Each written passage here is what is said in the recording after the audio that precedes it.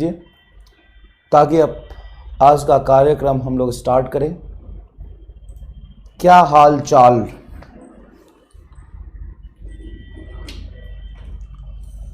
रामलाल्स, क्या हाल चाल? Audio and video clear है तो थम्स अप कर दीजिए बस प्लीज, है ना। फिर आज का कार्यक्रम हम लोग स्टार्ट करते हैं। यस, चलिए, तो आज की जो क्लास है वो है कौन बनेगा रामलाल। कौन बनेगा रामलाल? आज का रामलाल कौन बनेगा, है ना। नीट फिजिक्स के लिए सबसे ज्यादा इंपॉर्टेंट बात क्या लगती है आपको? नीट फिजिक्स के लिए सबसे ज्यादा इंपॉर्टेंट बात आपको क्या लगती है? नीट फिजिक्स के लिए सबसे ज्यादा इंपॉर्टेंट क्या है? आप एक बार कमेंट करके बताएंगे मुझे। नीट फिजिक्स के लिए सबसे ज्यादा इंपॉर्टेंट क्या है? तो सबसे पहले आप सभी रामलाल्स को एमआर का बहुत बहुत नमस्कार। आपका स्वागत है काइनेमेटिक्स के पीवाईक्यू एंड डाउट डिस्कशन में। PYQ is a most important, है ना। आज के लेक्चर में काइनेमेटिक्स के जितने भी सवाल हैं हम सब लोग सॉल्व करेंगे उसको।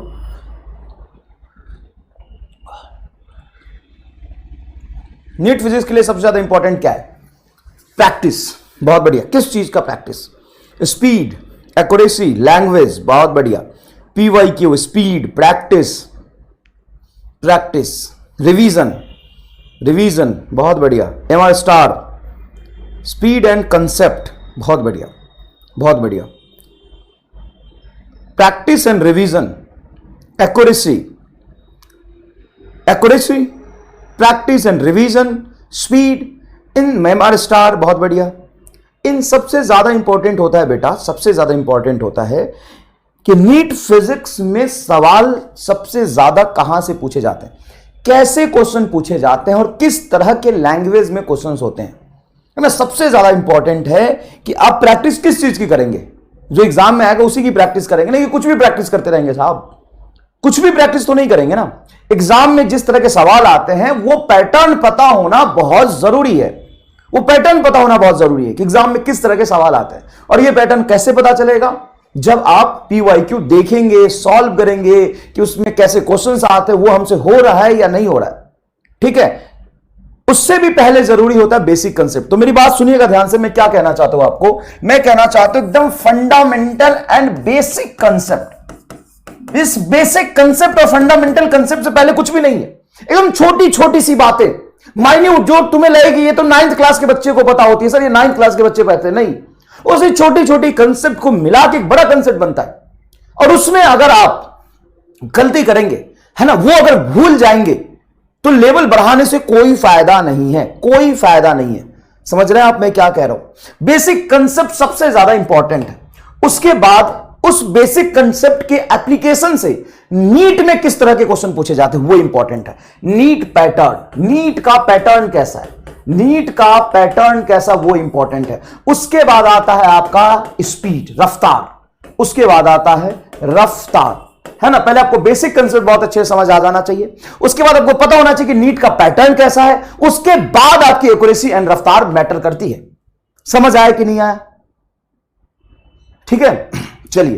तो आज के काइनेमेटिक्स के डिस्कशन में हम यही देखेंगे कि नीट में किस तरह के सवाल पूछे जाते हैं, ठीक है बेटा, है ना। और अपन ये देखेंगे कि हमने जितना पढ़ा है उससे हमसे सवाल हो रहे हैं या नहीं हो रहे हैं। मतलब ये सेशन है, कॉन्फिडेंस अप सेशन है। कई बच्चे मुझे मैसेज करते, साहब आज की क्लास छोड़ देते सर, नीट की तैयारी, टेस्ट की तैयारी करनी है। अबे इंसान, काइनेमेटिक्स ही तो आ रहा है, उसी की तो तैयारी कराने के लिए मैंने ये क्लास रखी है। चलिए फटाफट मैं तुम्हें कम से कम 70-80 सवाल कराऊंगा, है ना। कुछ अपनी तरफ से भी कराऊंगा, कुछ पीवाईक्यू भी कराऊंगा, और काइनेमेटिक्स में सारे टॉपिक एक साथ हम देखते हुए चलेंगे। चलिए पहला सवाल देखिए। A particle cover half of its total distance with speed v1 and rest half distance with speed v2। It's average speed during the journey. Average speed पे बहुत सारा सवाल पूछा जाता है ना। तो आपको पहले बेसिक कंसेप्ट याद रखना है। हमें अब एग्जाम नहीं दे रहे साहब, हमें रफ्तार में बस आंसर नहीं चाहिए, हमें यह चाहिए कि इस एवरेज स्पीड पे और कैसे सवाल पूछे जा सकते हैं। एवरेज स्पीड होता है, याद रखिएगा हमेशा बेटा, बेसिक एंड फंडामेंटल कंसेप्ट है total distance divided by total time. ये बहुत इंपॉर्टेंट फॉर्मूला है। एवरेज स्पीड होता है total distance divided by total time. Average speed का फॉर्मूला ये भी हो सकता है स्पीड का integration with respect to time divided by integration of time. अगर आपको speed as a function of time बता दे, ध्यान से सुनिएगा, speed as a function of time बता दे, और आपसे पूछे कि एवरेज स्पीड बताइए, क्या करेंगे आप? इंटीग्रेशन करेंगे स्पीड का with respect to time divided integration of time से डिवाइड करेंगे साहब। ये बात पता होना चाहिए आपको, किसी भी चीज का अगर एवरेज पूछा जाता है उसी का इंटीग्रेशन करते हैं हम टाइम के रिस्पेक्ट में, divided by integration of time कर देते हैं। ये दोनों बातें आपको पता होनी चाहिए। उसके बाद इसमें दो तरह से सवाल पूछे जाते हैं, equal time interval, equal time interval, और दूसरा होता है बेटा equal distance interval, equal distance interval, distance interval. दोनों बातें आपको याद होनी चाहिए। इक्वल टाइम इंटरवल में जो एवरेज स्पीड आता है वो सिंपल होता है, पहले आधे टाइम का एवरेज स्पीड दूसरे आधे टाइम का एवरेज स्पीड का सम बटा दो, इसको हम सिंपल मीन भी कहते हैं, ठीक है। उसके बाद देखिए इक्वल डिस्टेंस इंटरवल में जो एवरेज स्पीड आता है, एवरेज स्पीड आता है वो आता है 2v1 v2 divided by v1 plus v2। Sir इसको कैसे निकालते हैं? इसको भी उसी तरीके से निकालते हैं, total distance divided by total time, equal distance में d1 d2 बराबर हो जाएगा। इसको भी उसी तरीके से निकालते हैं, d1 plus d2 divided by t1 plus t2। यहां पे टाइम इंटरवल सेम हो जाएगा, डिस्टेंस सेम नहीं होगा। टाइम इंटरवल सेम होता है तो v1 प्लस v2 बाय 2 आता है, डिस्टेंस इंटरवल सेम होता है तो 2v1 v2 divided by v1 plus v2 आता है। यह रहा आपका सही जवाब। यह पूछा था मेन 2011 में। समझ आया चमका? ये तो डन डनाडन डन है, डन डनाडन डन है, डन डनाडन डन है। आगे बढ़े, हाँ आगे बढ़ते हैं साहब। 2007 में सेम इसी कंसेप्ट पे सवाल पूछ लिया। Car move from x to y with a uniform speed vu and return to x। अच्छा, y से फिर रिटर्न हो गया। अब कहीं बोला नहीं इक्वल डिस्टेंस है, लेकिन x से y तक जाने में जितना डिस्टेंस कवर किया है, y से x तक आने में उतना ही डिस्टेंस कवर करेगा। मतलब इक्वल डिस्टेंस इंटरवल का सवाल हो गया। तो आपका सही जवाब होगा आपका ये वाला 2vd ud divided by vd plus ud। Option number D is correct. Same he question है, समझ में आया? ये 2007 में पूछा था। नेक्स्ट देखिए बेटा, car runs at a constant speed on a circular track. Cars run at a constant speed on a circular track of radius 100 meter, taking इतना second for every circular lap. Then average velocity and average speed for each circular lap respectively. एक circular lap में जब ये car यहां से चला और यहां तक पहुंचा तो इसका टोटल डिस्प्लेसमेंट क्या हो गया? 0। टोटल डिस्प्लेसमेंट 0 तो एवरेज वेलोसिटी तो 0 होना ही है। अब हमें कैलकुलेट करने की जरूरत ही नहीं है। इसमें पहले पूछा है एवरेज वेलोसिटी, इसमें एवरेज वेलोसिटी 0 नहीं है, आंसर नहीं होगा। इसमें एवरेज वेलोसिटी 0 नहीं है, आंसर नहीं होगा, है ना? इसमें 0 ही आंसर होगा, इसमें 0 ही आंसर होगा। दूसरी बात, जब पार्टिकल यहां से यहां तक भागता हुआ चला तो टोटल डिस्टेंस ट्रेवल किया या नहीं? टोटल डिस्टेंस तो ट्रेवल किया और कुछ टाइम भी लगा, हाँ, तो एवरेज स्पीड तो कुछ ना कुछ आएगा, हाँ आएगा। और एवरेज स्पीड को इसने 0 बोला, मतलब ये भी नहीं होगा, ये आंसर होगा। इसको कहते हैं एक छोटी सी सोच, एक MR स्टार, है ना? ऐसी बहुत छोटी छोटी सोच का कलेक्शन को ही हम कहते हैं MR स्टार। यहां पे ध्यान से देखिए, हमें ना तो एवरेज स्पीड का फॉर्मूला लगाना है, ना तो एवरेज वेलोसिटी का फॉर्मूला लगाया। सवाल बनाने वाले ने कितना मूर्ख तरीके से सवाल बनाया है। एक सर्कुलर लैप में डिस्प्लेसमेंट 0 है तो एवरेज वेलोसिटी 0 होगा, सिंपल सी बात है। और एक सर्कुलर लैप में टोटल डिस्टेंस तो कुछ कवर कर ही रहा है, तो total distance divided by total time आपका एवरेज स्पीड होगा। That's all. ये आंसर आ गया सही, समझ आया है ना? कब पूछा था ये? इसका ईयर हटा दिया, यहां पे ईयर होना चाहिए था। अच्छा, ये 1989 में एक सवाल पूछा था। 1989 में सवाल पूछा था, bus is moving on a straight road towards north की तरफ बस मूव कर रहा है with a uniform speed 50 kilometre per hour, 50 kilometre per hour से चल रहा है। Then it turns left through 90 degree, turns left through 90 degree, 90 degree पे ये टर्न ले लिया, ऐसे लेफ्ट से टर्न ले लिया। If the speed remains unchanged after turning, the increase in the velocity of bus in the turning process is.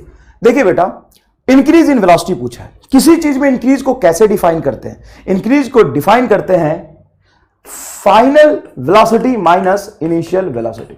इसकी final velocity क्या हो जाएगी? तो नॉर्थ की तरफ जा रहे हैं, इसको हम जे बोल देते हैं, इनिशियल को हम आई बोल देते हैं। तो बेटा ये हो जाएगा 50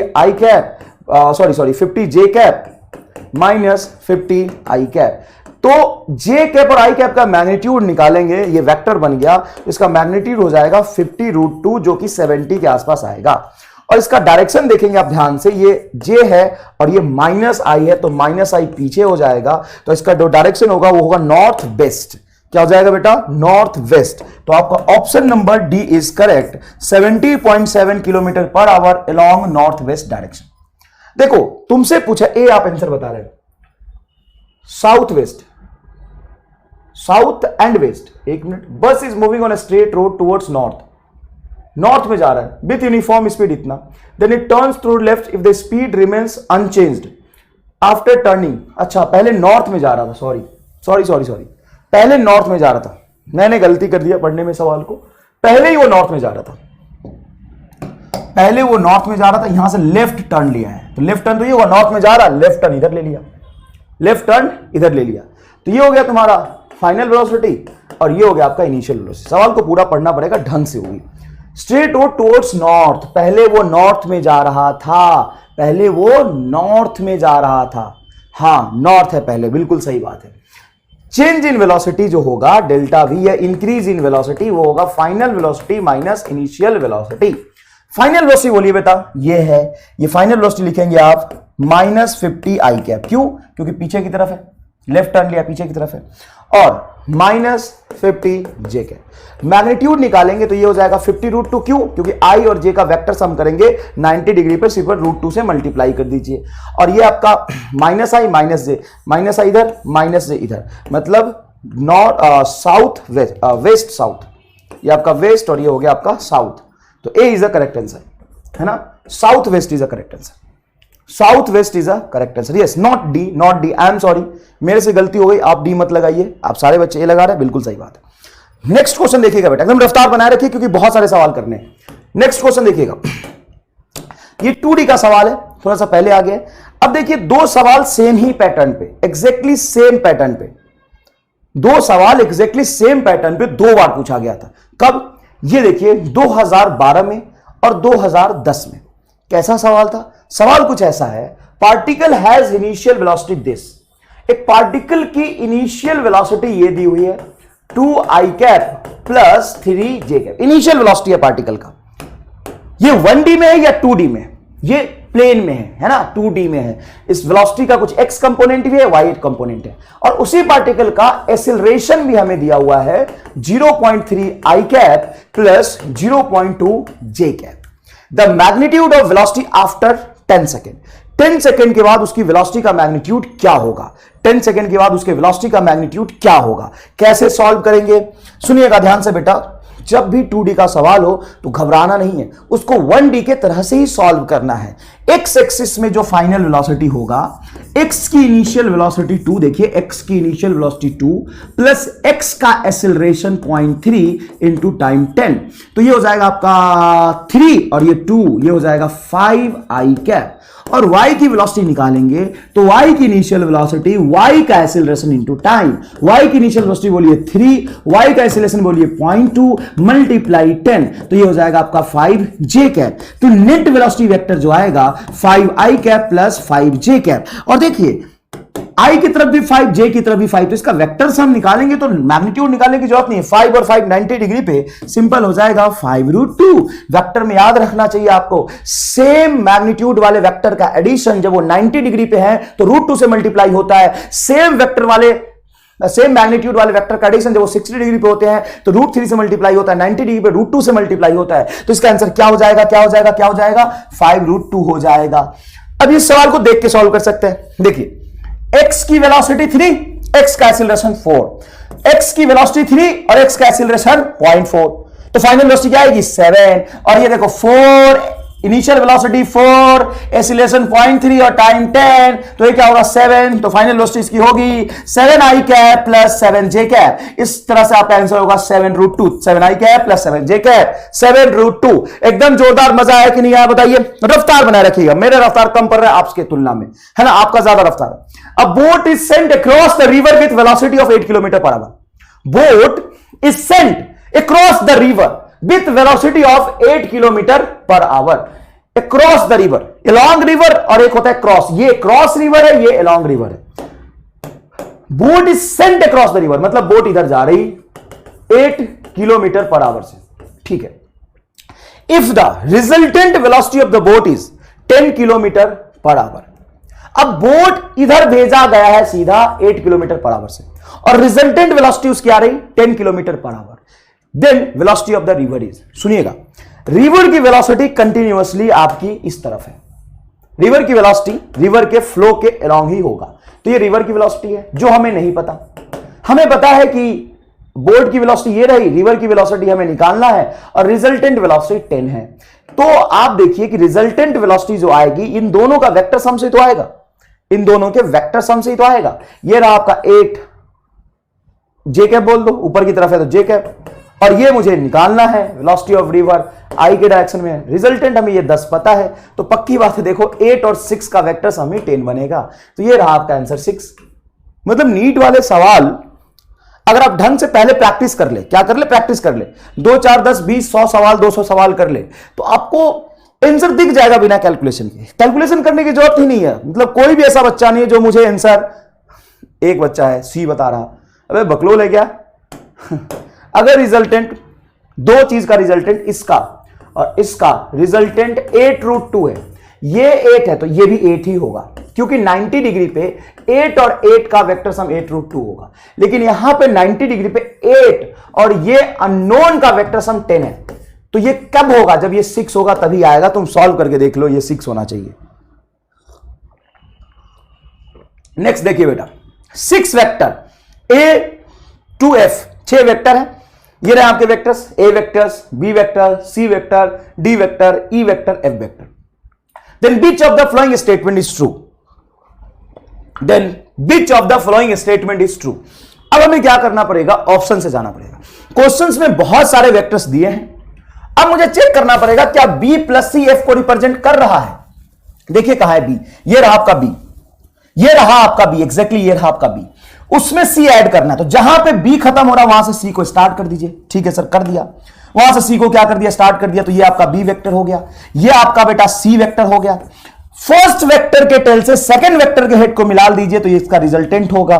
क्या ये रिजल्टेंट F के पैरेलल है? नहीं, F तो इधर है, मतलब ये नहीं हो पाया। D और C, चलिए फटाफट देखिए D कहां है, D कहां है, D कहां है, D इधर है बेटा, तो फर्स्ट वेक्टर D, देखो D वेक्टर D को प्लॉट कर लिया, ये D है।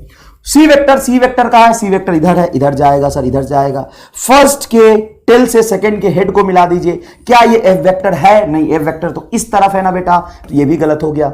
D वेक्टर D देखिए, D देखिए, D देखिए, D इधर है, चलिए D है।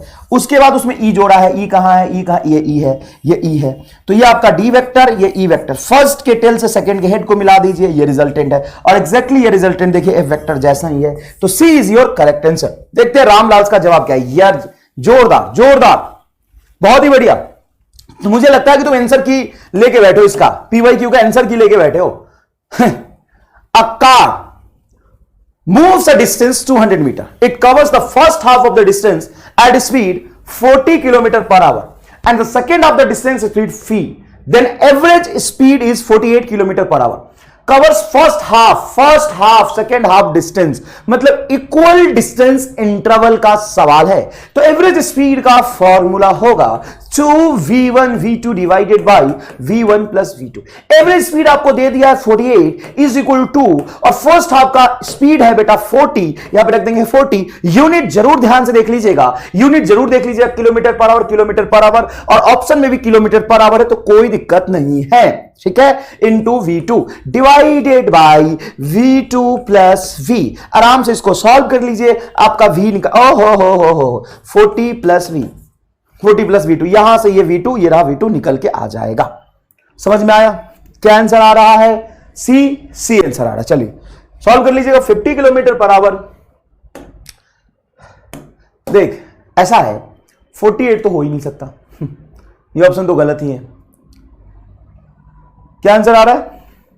बी आ रहा है, ए आ रहा है। अरे मैं सॉल्व कर लेता हूं, रहने दे, तेरा बी ए सी सब आ गया। एक सवाल सॉल्व करना छोड़ दो, तुम सारे ऑप्शन टिक कर देते हो।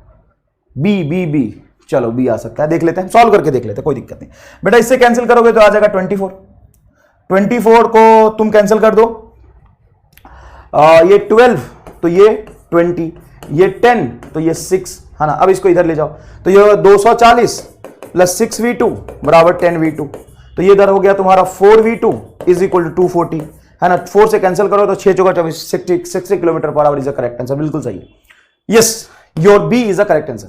A bus traveling the first 1/3 distance at a speed 10 kilometre per our. देखिए कई बार ऐसा होता है कि टोटल जर्नी का बस सिर्फ 1/3 डिस्टेंस चला। तो टोटल जर्नी की डिस्टेंस कितनी होगी सर?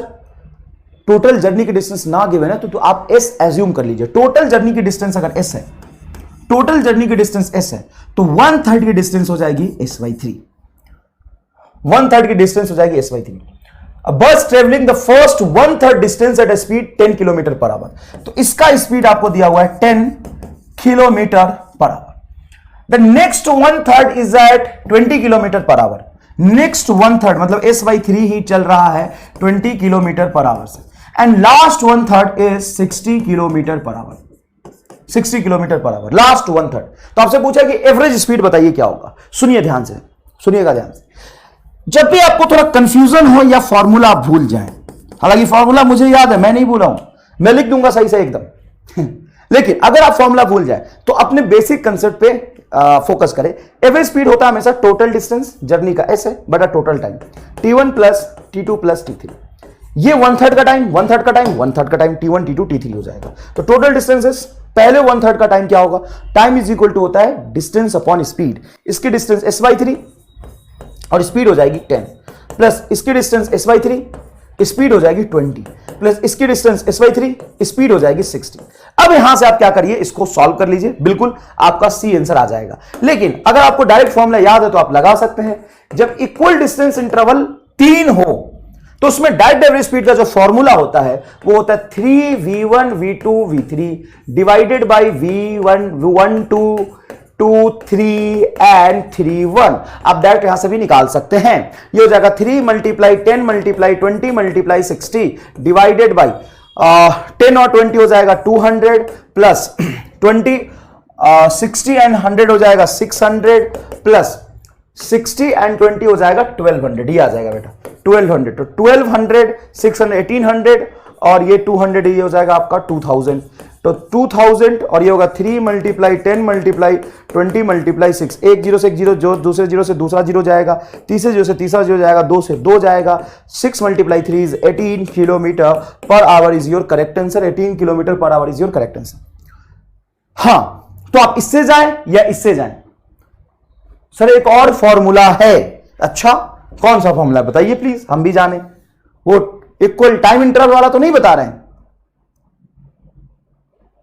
चलिए, नहीं, टेस्ट में 1D नहीं आएगा, टेस्ट में वेक्टर एंड 2D ही आएगा। प्लीज, मैं आपको पूरे काइनेमेटिक्स रिवाइज करा रहा हूं, इसमें कोई बुराई नहीं है ज्यादा पढ़ने में। 2 car P and Q starts from a point at the same time in a straight line and their position are represented by this one and this one। आधा ही क्वेश्चन टाइप किया, आधा खा गया, छोड़ो फिर। ये देखो दूसरा सवाल। If the velocity of the particle is this, है ना, v is equal to at plus bt square, where a and b are the constant, then distance travel by it between 1 second से 2 सेकेंड के बीच में distance कितना travel किया। ये 0 से 2 सेकेंड के बीच का डिस्टेंस नहीं है, ये 1 सेकेंड से 2 सेकेंड के बीच का डिस्टेंस है। सबसे पहली बात, काइनेमेटिक्स की जब आप बात करेंगे तो डिस्प्लेसमेंट, वेलोसिटी, एक्सीलरेशन पे बहुत सारे सवाल पूछे जाते हैं। मैंने आपको एक छोटा सा माइंड मैप बना के दिया था और मुझे भरोसा है कि आपने उसको अपने स्टडी रूम में एक पेपर पे बना के सामने चिपकाया होगा। कितने लोगों ने वो माइंड मैप बना के चिपकाया बताइए। एक जोरदार ही माइंड मैप बना के दिया था कि देखो बेटा ऐसा है कि अगर आपको पोजीशन गिवन है और वेलोसिटी पूछे और वेलोसिटी गिवन है और एक्सीलरेशन पूछे तो आपको क्या करना है। पोजीशन से वेलोसिटी तक जाने के लिए आप डिफरेंशिएशन करेंगे, वेलोसिटी से एक्सीलरेशन तक जाने के लिए आप डिफरेंशिएशन करेंगे, एक्सीलरेशन से वेलोसिटी तक आने के लिए आप इंटीग्रेशन करेंगे, वेलोसिटी से पोजीशन तक आने के लिए आप इंटीग्रेशन करेंगे। आप इससे आगे जाएंगे तो आप नाली में गिर जाएंगे और इससे पीछे आएंगे इंटीग्रेशन करते हुए तो भी आप नाली में गिर जाएंगे। कितने लोगों ने बनाया था, है ना। तो इसको बना लेना चाहिए, कोई बुराई नहीं है बेटा, ये हमेशा याद रहेगा आपको। अब चलिए, अब ये वेलोसिटी दिया हुआ है और हमसे डिस्टेंस पूछ रहा है तो हम क्या करेंगे, इंटीग्रेशन या डिफरेंशिएशन। हाँ, क्या करेंगे बताइए, इंटीग्रेशन या डिफरेंशिएशन? सर हम करेंगे इंटीग्रेशन। तो हमें कोई फॉर्मूला यूज करने की जरूरत नहीं है, हमें कोई फॉर्मूला यूज करने की जरूरत नहीं है। हमें क्या करने की जरूरत है कि इस v को लिखना है सिंपल dx बाई dt। हमें पता है कि हमें इंटीग्रेशन से सॉल्व करना है, तो ऐसा नहीं कि हम याद करेंगे कि इसका इंटीग्रेशन क्या होता है। हम क्या करेंगे कि हमको डिस्प्लेसमेंट चाहिए तो v को लिख देंगे dx बाई dt। सोचिए समझिए और ध्यान से देखिए, सोचिए समझिए और ध्यान से देखिए। अब v को लिख देंगे dx बाई dt, ये हो जाएगा आपका capital small t plus b into t square. बेटा ये dt यहां चला जाएगा तो dx इज इक्वल टू होगा at into d t plus b t square into d t. अब आप साफ कर दीजिए इसका इंटीग्रेशन दोनों तरफ, हाँ ना, तो टोटल चेंज इन पोजीशन हो जाएगा आपका डिस्टेंस, क्योंकि ये पार्टिकल 1d में ही चल रहा है विदाउट चेंज इन डायरेक्शन। देखिए टाइम के साथ वेलोसिटी बढ़ता ही जाएगा, तो यहां पे डिस्प्लेसमेंट और डिस्टेंस एक ही आएगा निकल के, है ना। चलिए अब इसको इंटीग्रेट करना है आपको 1 से 2 सेकंड के बीच में, 1 से 2 सेकंड के बीच में। तो a बाहर t का इंटीग्रेशन हो जाएगा टी स्क्वायर बाई 2, तो ये हो जाएगा a बाई 2 और 4 माइनस 1 ये आएगा आपका 3, है ना। मैंने इंटीग्रेशन करने के साथ साथ लिमिट भी पुट कर दिया। टी स्क्वायर का इंटीग्रेशन होगा t का पावर 3 बाई 3, तो ये होगा b बाई 3 एंड t का पावर 3 का जब 2 रखेंगे तो 8 आएगा, जब 1 रखेंगे तो 1 आएगा, तो ये हो जाएगा आपका 7b बाई 3 और 4 minus 1 3a by 2, 3a by 2 7b by 3। अगर इंटीग्रेशन बेस्ड नीट में सवाल पूछता भी है तो इतना छोटा सा और आसान सा इंटीग्रेशन होगा, इतना छोटा सा और आसान सा इंटीग्रेशन होगा। अगर ये भी नहीं कर पाओगे तो फिर क्यों ही पढ़ रहे हो, बताओ बताओ क्यों पढ़ रहे हो।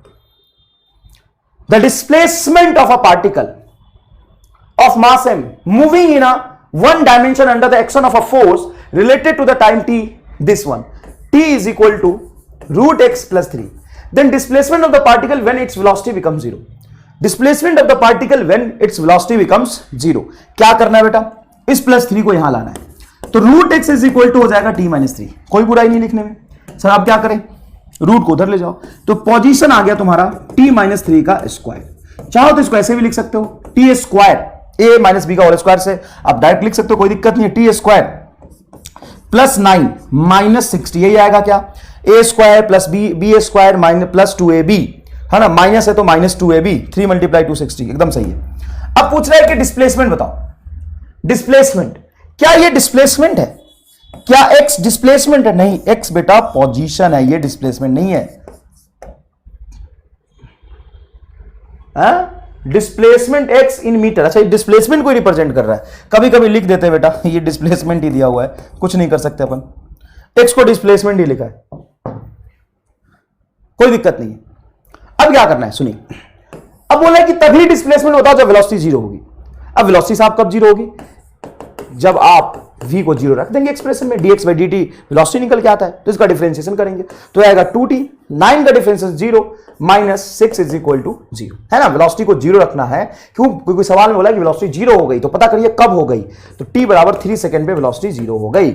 अब t इज इक्वल टू 3 आप यहां पे पुट कर देंगे, तो ये आपको x मिल जाएगा t इज इक्वल टू 3 पे, तो 3 का whole square plus 9 multiply 6 multiply 3, तो 3 का होल स्क्वायर होगा 9 प्लस 9 माइनस 18, तो ये होगा 18 minus 18 is equal to 0, is equal to 0।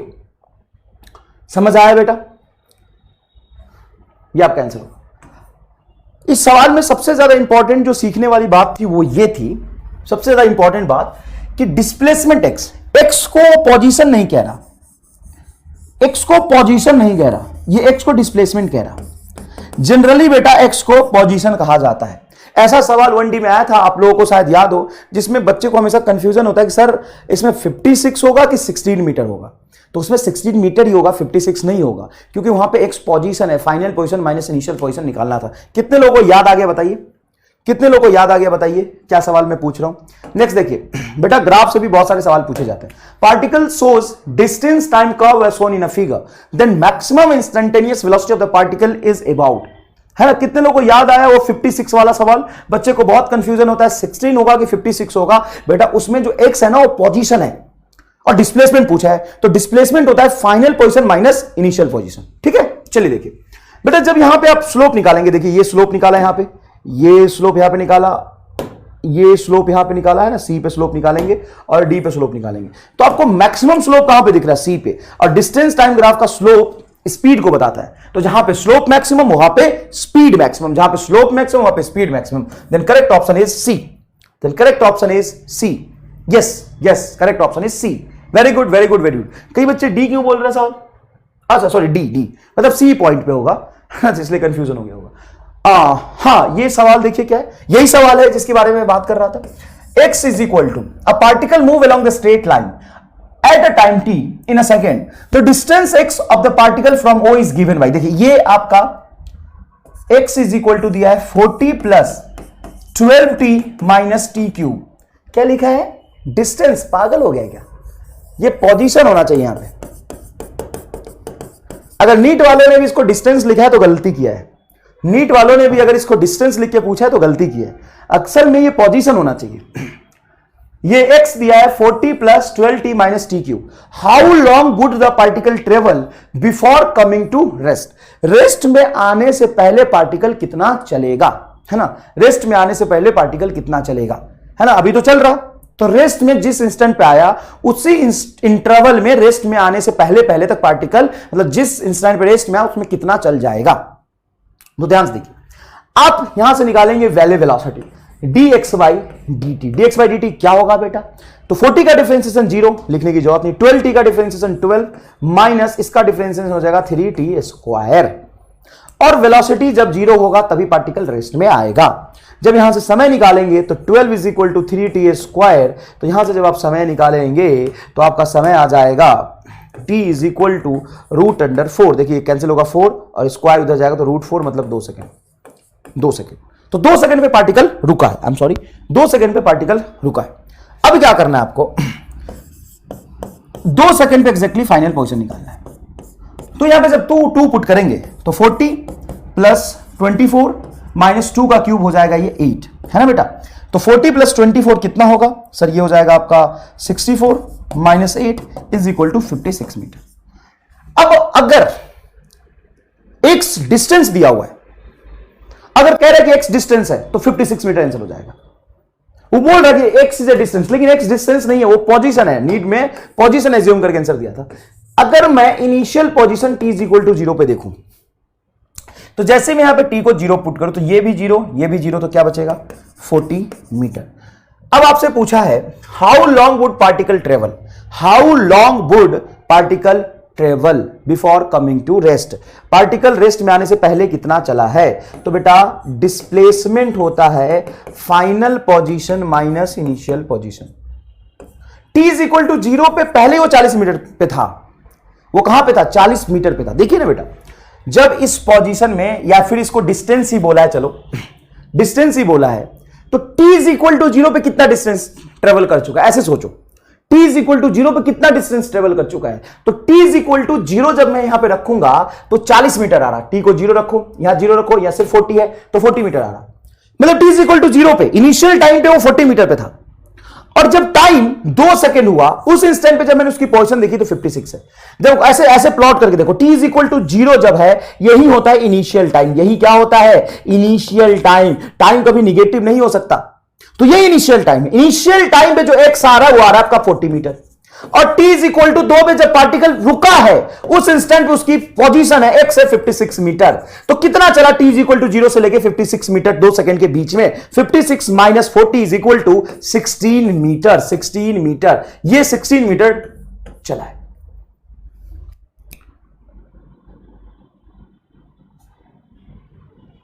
चलिए देखिए, the displacement x of a particle varies with time this x is equal to, देखिएगा प्लीज ध्यान से, x is equal to a e का power minus alpha t plus b e का power beta t, where a b and alpha beta are the positive constant, then velocity of the particle will be, velocity of the particle will be, बताइए क्या होगा velocity of the particle,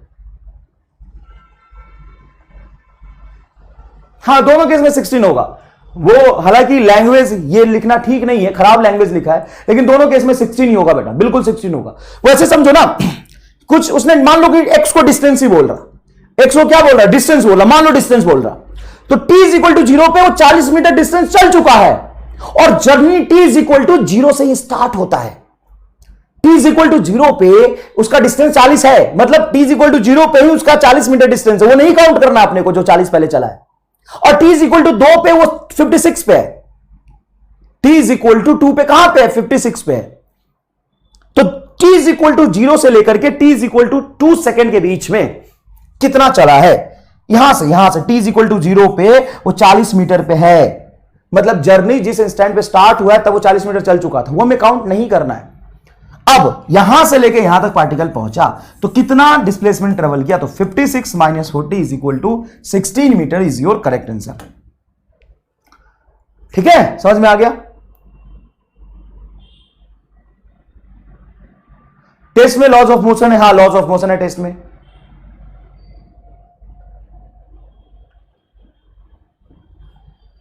चलिए देखिए, ये आपका position है, वो given है ए ई का power minus alpha t plus b e का पावर बीटा टी, ये पॉजिटिव में। अब क्या पूछ रहा है कि वेलोसिटी क्या होगा, तो rate of change in position is called velocity. Velocity is equal to हो जाएगा बेटा ए कांस्टेंट है, ये बाहर रहेगा, ई का पावर माइनस अल्फा टी का डिफरेंशिएशन क्या होगा, सुनिएगा ध्यान से, ई के पावर समथिंग का डिफरेंशिएशन ई का पावर समथिंग होता है, तो माइनस अल्फा टी रहेगा, और माइनस अल्फा टी का डिफरेंशिएशन करेंगे तो माइनस अल्फा बाहर आ जाएगा। क्या आपको ये चेन रूल का डिफरेंशिएशन समझ में आया, जो मैंने आउटसाइड इनसाइड रूल में कन्वर्ट करके बताया था, ठीक है। प्लस बी कांस्टेंट है, बाहर रहेगा, ई का पावर बीटा टी का डिफरेंशिएशन ई का power beta t as it is रहेगा, मल्टीप्लाई बीटा टी का डिफरेंशिएशन करोगे तो बीटा बाहर, और टी का डिफरेंशिएशन 1, तो यहां पे बीटा बाहर आ जाएगा। तो फाइनल एक्सप्रेशन आपका होगा माइनस ए अल्फा ई का power minus alpha t plus ये होगा बी बीटा ई का पावर बीटा टी, है ना। ये वेलोसिटी आ गया। पूछा बी इंडिपेंडेंट अपॉन बीटा, नहीं है, बीटा पे तो डिपेंड कर रहा है। ड्रॉप टू 0 व्हेन अल्फा बराबर beta, go on decreasing with time, go on increasing with time. अब ये टाइम के साथ लगातार इंक्रीज हो रहा है या टाइम के साथ लगातार डिक्रीज हो रहा है, बताइए। टाइम के साथ इंक्रीज हो रहा है या टाइम के साथ डिक्रीज हो रहा है, ये कैसे पता करेंगे, सुनिएगा ध्यान से बेटा। ऐसा है, ये ई का पावर टी है, तो टाइम के साथ ये पूरा बढ़ेगा, है ना, प्लस है, देखो ना, एक्सपोनेंशियल ग्रोथ को रिप्रेजेंट करेगा, ये टाइम के साथ बढ़ेगा, तो ओवरऑल ये वाली जो एक्सप्रेशन है ये टाइम के साथ इंक्रीज हो रही है। जब हम ये देखेंगे तो ये टाइम के साथ डिक्रीज होगा, ये वाला टाइम के साथ डिक्रीज होगा, लेकिन ये निगेटिव में डिक्रीज हो रहा है। अब ओवरऑल वैल्यू जब हम इन दोनों को देखेंगे तो इसमें से ये सब्ट्रैक्ट करके आंसर आएगा। अब जैसे जैसे हम टाइम के साथ देखें तो ये वैल्यू छोटी होती जा रही है, तो छोटा नंबर आपको सब्ट्रैक्ट करना पड़ रहा है। छोटा नंबर किसी फंक्शन से जब सब्ट्रैक्ट करते हैं तो ओवरऑल वैल्यू क्या हो गई, उसकी बढ़ रही है, ओवरऑल वैल्यू बढ़ रही है, तो go on increasing with time. देखो जैसे इस एक्सप्रेशन को लिखोगे, बी बराबर, पहला टर्म बोलो तो क्या है, बी बीटा ई का पावर बीटा टी। बताओ ये टाइम के साथ तो एक्सपोनेंशियल ग्रोथ को रिप्रेजेंट करेगा, हाँ सर, माइनस ए अल्फा ई का पावर माइनस अल्फा टी। ये क्या हो रहा है टाइम के साथ, सर ये टाइम के साथ घट रहा है। अब जब मैं फाइनल आंसर लिखूंगा टाइम बढ़ा के, तो टाइम जैसे जैसे बढ़ेगा ये छोटा होता जा रहा है और ये सब्ट्रैक्ट हो रहा, पहले ज्यादा सब्ट्रैक्ट होगा, धीरे धीरे कम सब्ट्रैक्ट होगा, कम सब्ट्रैक्ट होने से ओवरऑल वैल्यू क्या हो जाएगी, बढ़ जाएगी। तो ऑप्शन क्या हो जाएगा आपका, डी। समझ आया, थोड़ा मैथमेटिकल है लेकिन आपको समझ आया। नेक्स्ट देखिएगा बेटा ध्यान से, acceleration of the particle is increasing linearly with time T as bt. Acceleration of the particle increases with time t and that acceleration is equal to bt. Particle starts from origin with an initial velocity v naught. Initial velocity particle की v naught. Then distance traveled by the particle in time t. t time में particle कितना distance travel करेगा। अरे आएगा बे आएगा, laws of motion आएगा, लगातार spamming किया जा रहा है, लॉज ऑफ मोशन आएगा, लॉज ऑफ मोशन।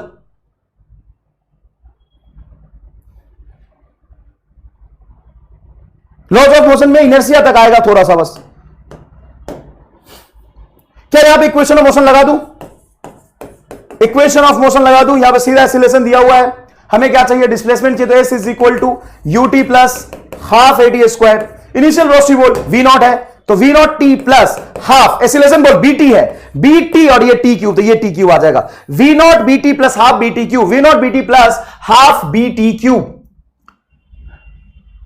ले ऑप्शन में नहीं है, टी स्क्वायर से टी क्यूब आएगा ना कम से कम, ऑप्शन में नहीं है।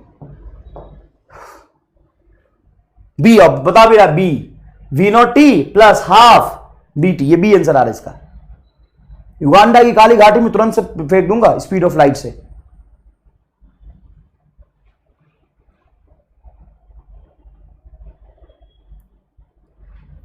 युगांडा की काली घाटी में फेंक दूंगा, वहीं पे सरता रह जाएगा। ये कैसे आंसर दे रहा? बी। यहां पे इक्वेशन ऑफ मोशन वैलिड नहीं है। तुम्हें 50 चीज एक ही बार समझाते रहो, मतलब सॉरी एक ही चीज को 50 बार समझाओ तो भी तुम्हें समझ नहीं आता। सर डी होगा। तू बताएगा डी कैसे होगा? बता दो डी कैसे होगा। कदा नहीं का एसिलरेशन टाइम पे डिपेंड कर रहा है। बच्चे को यह भी नहीं समझ आता कि सर एसिलरेशन कांस्टेंट और वेरिएबल कैसे देखेंगे सर, कैसे देखेंगे सर? अरे ऐसे देखेंगे, यहां पे एसिलरेशन टाइम पे डिपेंड कर रहा, टाइम को 1 रखेगा तो एसिलरेशन 1 आएगा, 1 भी आएगा, टाइम को 2 रखेगा तो 2 भी आएगा, टाइम को 3 रखेगा तो 3 भी आएगा, टाइम को 4 रखेगा तो 4 भी आएगा, टाइम को 6 रखेगा तो 6 भी आएगा, टाइम को 0 रखेगा तो 0 आएगा, टाइम को 10 रखेगा तो 10 भी आएगा। रामलाल, डिफरेंट टाइम पे एसिलेशन डिफरेंट आ रहा, मतलब ये वेरिएबल एसिलेशन है। तो सर अब क्या करें? आप पहले ए को लिखिए dv by dt is equal to bt। dt को यहां ले जाइए तो dv इज इक्वल टू होगा bt इंटू dt। अब इसको इंटीग्रेट करिए। 0 टाइम पे इनिशियल वेलोसिटी v0 दिया हुआ था, तो किसी t टाइम पे वेलोसिटी v होगा। जब इसका इंटीग्रेशन करेंगे तो dv का इंटीग्रेशन होगा v, या जाएगा v minus v0 is equal to ये bt square, bt square by 2। देखिए b कांस्टेंट है, बाहर आ जाएगा। t का जब इंटीग्रेशन करेंगे तो t के पावर 1 का इंटीग्रेशन होगा t square by 2, t square by 2। ठीक है साहब, t square by 2। Okay sir, minus v0 को उधर ले जाओ तो v इज इक्वल टू हो गया v0 plus bt square by 2। v को लिखो dx बाई dt क्योंकि हमें डिस्टेंस चाहिए, तो dx बाई dt, dt को इधर ले जाओ तो ये होगा v0 into dt plus b by 2 t square into dt। Integration कर दो तो ये टोटल डिस्प्लेसमेंट आ गया। ये हो गया तुम्हारा v0 t प्लस ये हो गया b बाई 2, बाहर t स्क्वायर का इंटीग्रेशन होगा t का power 2 plus 1, 3 divided by 3 multiply 2 क्या हो जाएगा 6। ये आपका आंसर आएगा। C is the correct answer. चलिए देख, ये डिस्प्लेसमेंट दिया हुआ है s is equal to t cube minus 6t square plus 3t plus 4। The velocity when the acceleration is 0।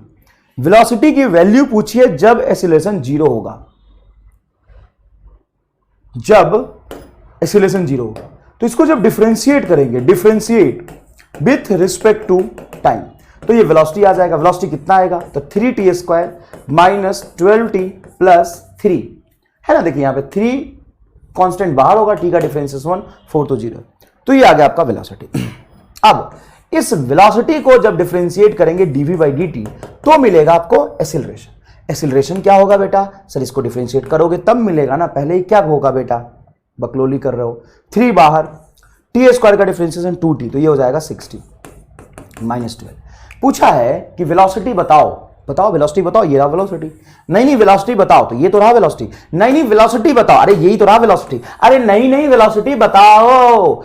When acceleration is 0, acceleration जब 0 होगा तो इस एक्सीलरेशन को रखो 0, तो t बराबर आएगा 12/6 2। तो एक्जैक्टली 2 सेकेंड पे जब एक्सीलरेशन 0 है उसी इंस्टेंट पे वेलोसिटी क्या होगा? तो हमें 2 पुट कर दीजिए, 3 इंटू 2 का whole square minus 12 into 2 plus 3, तो ये होगा 3 मल्टीप्लाई 4 माइनस 24 प्लस 3 है ना। तो minus 9 metre per second is your correct answer. समझ आया कि नहीं? सी, बहुत बढ़िया बेटा, जोरदार जोरदार जोरदार। चलिए नेक्स्ट देखते हैं। Stone falls freely under gravity. It covers distance h1, h2 and h3 in the first 5 second, next 5 second and the next 5 second. देखो ये next बोला है, मतलब t is equal to 0 पे पार्टिकल है, t is equal to 5 पे है, t is equal to 10 पे है। तो ये बोला है कि पहले 5 सेकंड में पार्टिकल यहां चला है, नेक्स्ट 5 सेकंड का मतलब है 5 से लेकर 10 के बीच में पार्टिकल यहां चला, और फिर नेक्स्ट 5 में मतलब 10 से लेकर 15 के बीच में पार्टिकल यहां चला। तो इसका रेशियो बताइए क्या होगा बेटा? इसको अगर मैं बोलता हूं h1, इसको बोलता हूं h2 और इसको बोलता हूं h3, तो आपको पता है कि रेस्ट से जब चलेगा तो जितना भी डिस्टेंस यहां पे चला उसका 3 गुना यहां चलेगा। मतलब आप कह सकते हो कि h2 is equal to 3h1, और जितना डिस्टेंस यहां चला उसका 5 गुना यहां चलेगा, मतलब h3 is equal to 5 of h1। 5 of h1, yes 5 of h1। ठीक है बेटा? हाँ सर ठीक है। तो अब एक बात बताइए कि h1 बराबर क्या होगा? h3 by 5। तो H1 बराबर S3/5 सही है। यहां से H1 बराबर क्या होगा सर? S2/3, S2/3 सही है। D option is correct. चलो आगे चलो, आगे चलो। The boy standing at the top of a tower of 20 metre height drops a stone assuming g is equal to 10 then velocity with which hits the ground। ऐसे सवाल पूछते हैं कि मान लो एक पार्टिकल को यहां से मैं ड्रॉप करता हूं, h हाइट से ड्रॉप करता हूं, तो जमीन पे उसकी वेलोसिटी क्या होगी बेटा? √2gh होगी। √2g की वैल्यू 10, h की वैल्यू 20, मतलब √400, √400 का मतलब 20 मीटर पर सेकेंड। लेकिन तुमसे जब ऐसा सवाल पूछ दे, ऐसा सवाल पूछ दे कि देखो h हाइट से पार्टिकल को हमने ऊपर की तरफ u रफ्तार से फेंका, है ना, और कहीं ये ऊपर गया और जमीन पे पहुंचा, ग्राउंड पे पहुंचा, तो उसकी रफ्तार थी v1। और वैसी हाइट से, उसी हाइट से, उसी मतलब उसी h हाइट से पार्टिकल को नीचे की तरफ u रफ्तार से फेंका, पार्टिकल जब ग्राउंड पे पहुंचा तो उसकी रफ्तार थी v2। तो find relation between v1 and v2। पहला ऑप्शन है कि v1 बराबर v2 होगा, दूसरा ऑप्शन है v1 is greater than v2 होगा, तीसरा ऑप्शन है कि v1 is less than v2 होगा। फटाफट ऑप्शन बताइए प्लीज, प्लीज जल्दी बताइए। इसी हाइट से एक पार्टिकल को हमने जमीन से, h हाइट से एक पार्टिकल को मैंने ऊपर फेंका u रफ्तार से, तो ऊपर गया, फिर यहां पे पहुंचा जमीन पे v1 स्पीड से। अब उसी हाइट से मैंने दूसरे पार्टिकल को नीचे फेंका तो जमीन पे v2 स्पीड से पहुंचा। Then what is the relation between v1 and v2? कौन ज्यादा होगा, कौन कम होगा? आप फटाफट बताएंगे। चलिए फटाफट फटाफट फटाफट फटाफट फटाफट फटाफट बताइए प्लीज। अब कॉल करके क्या होगा?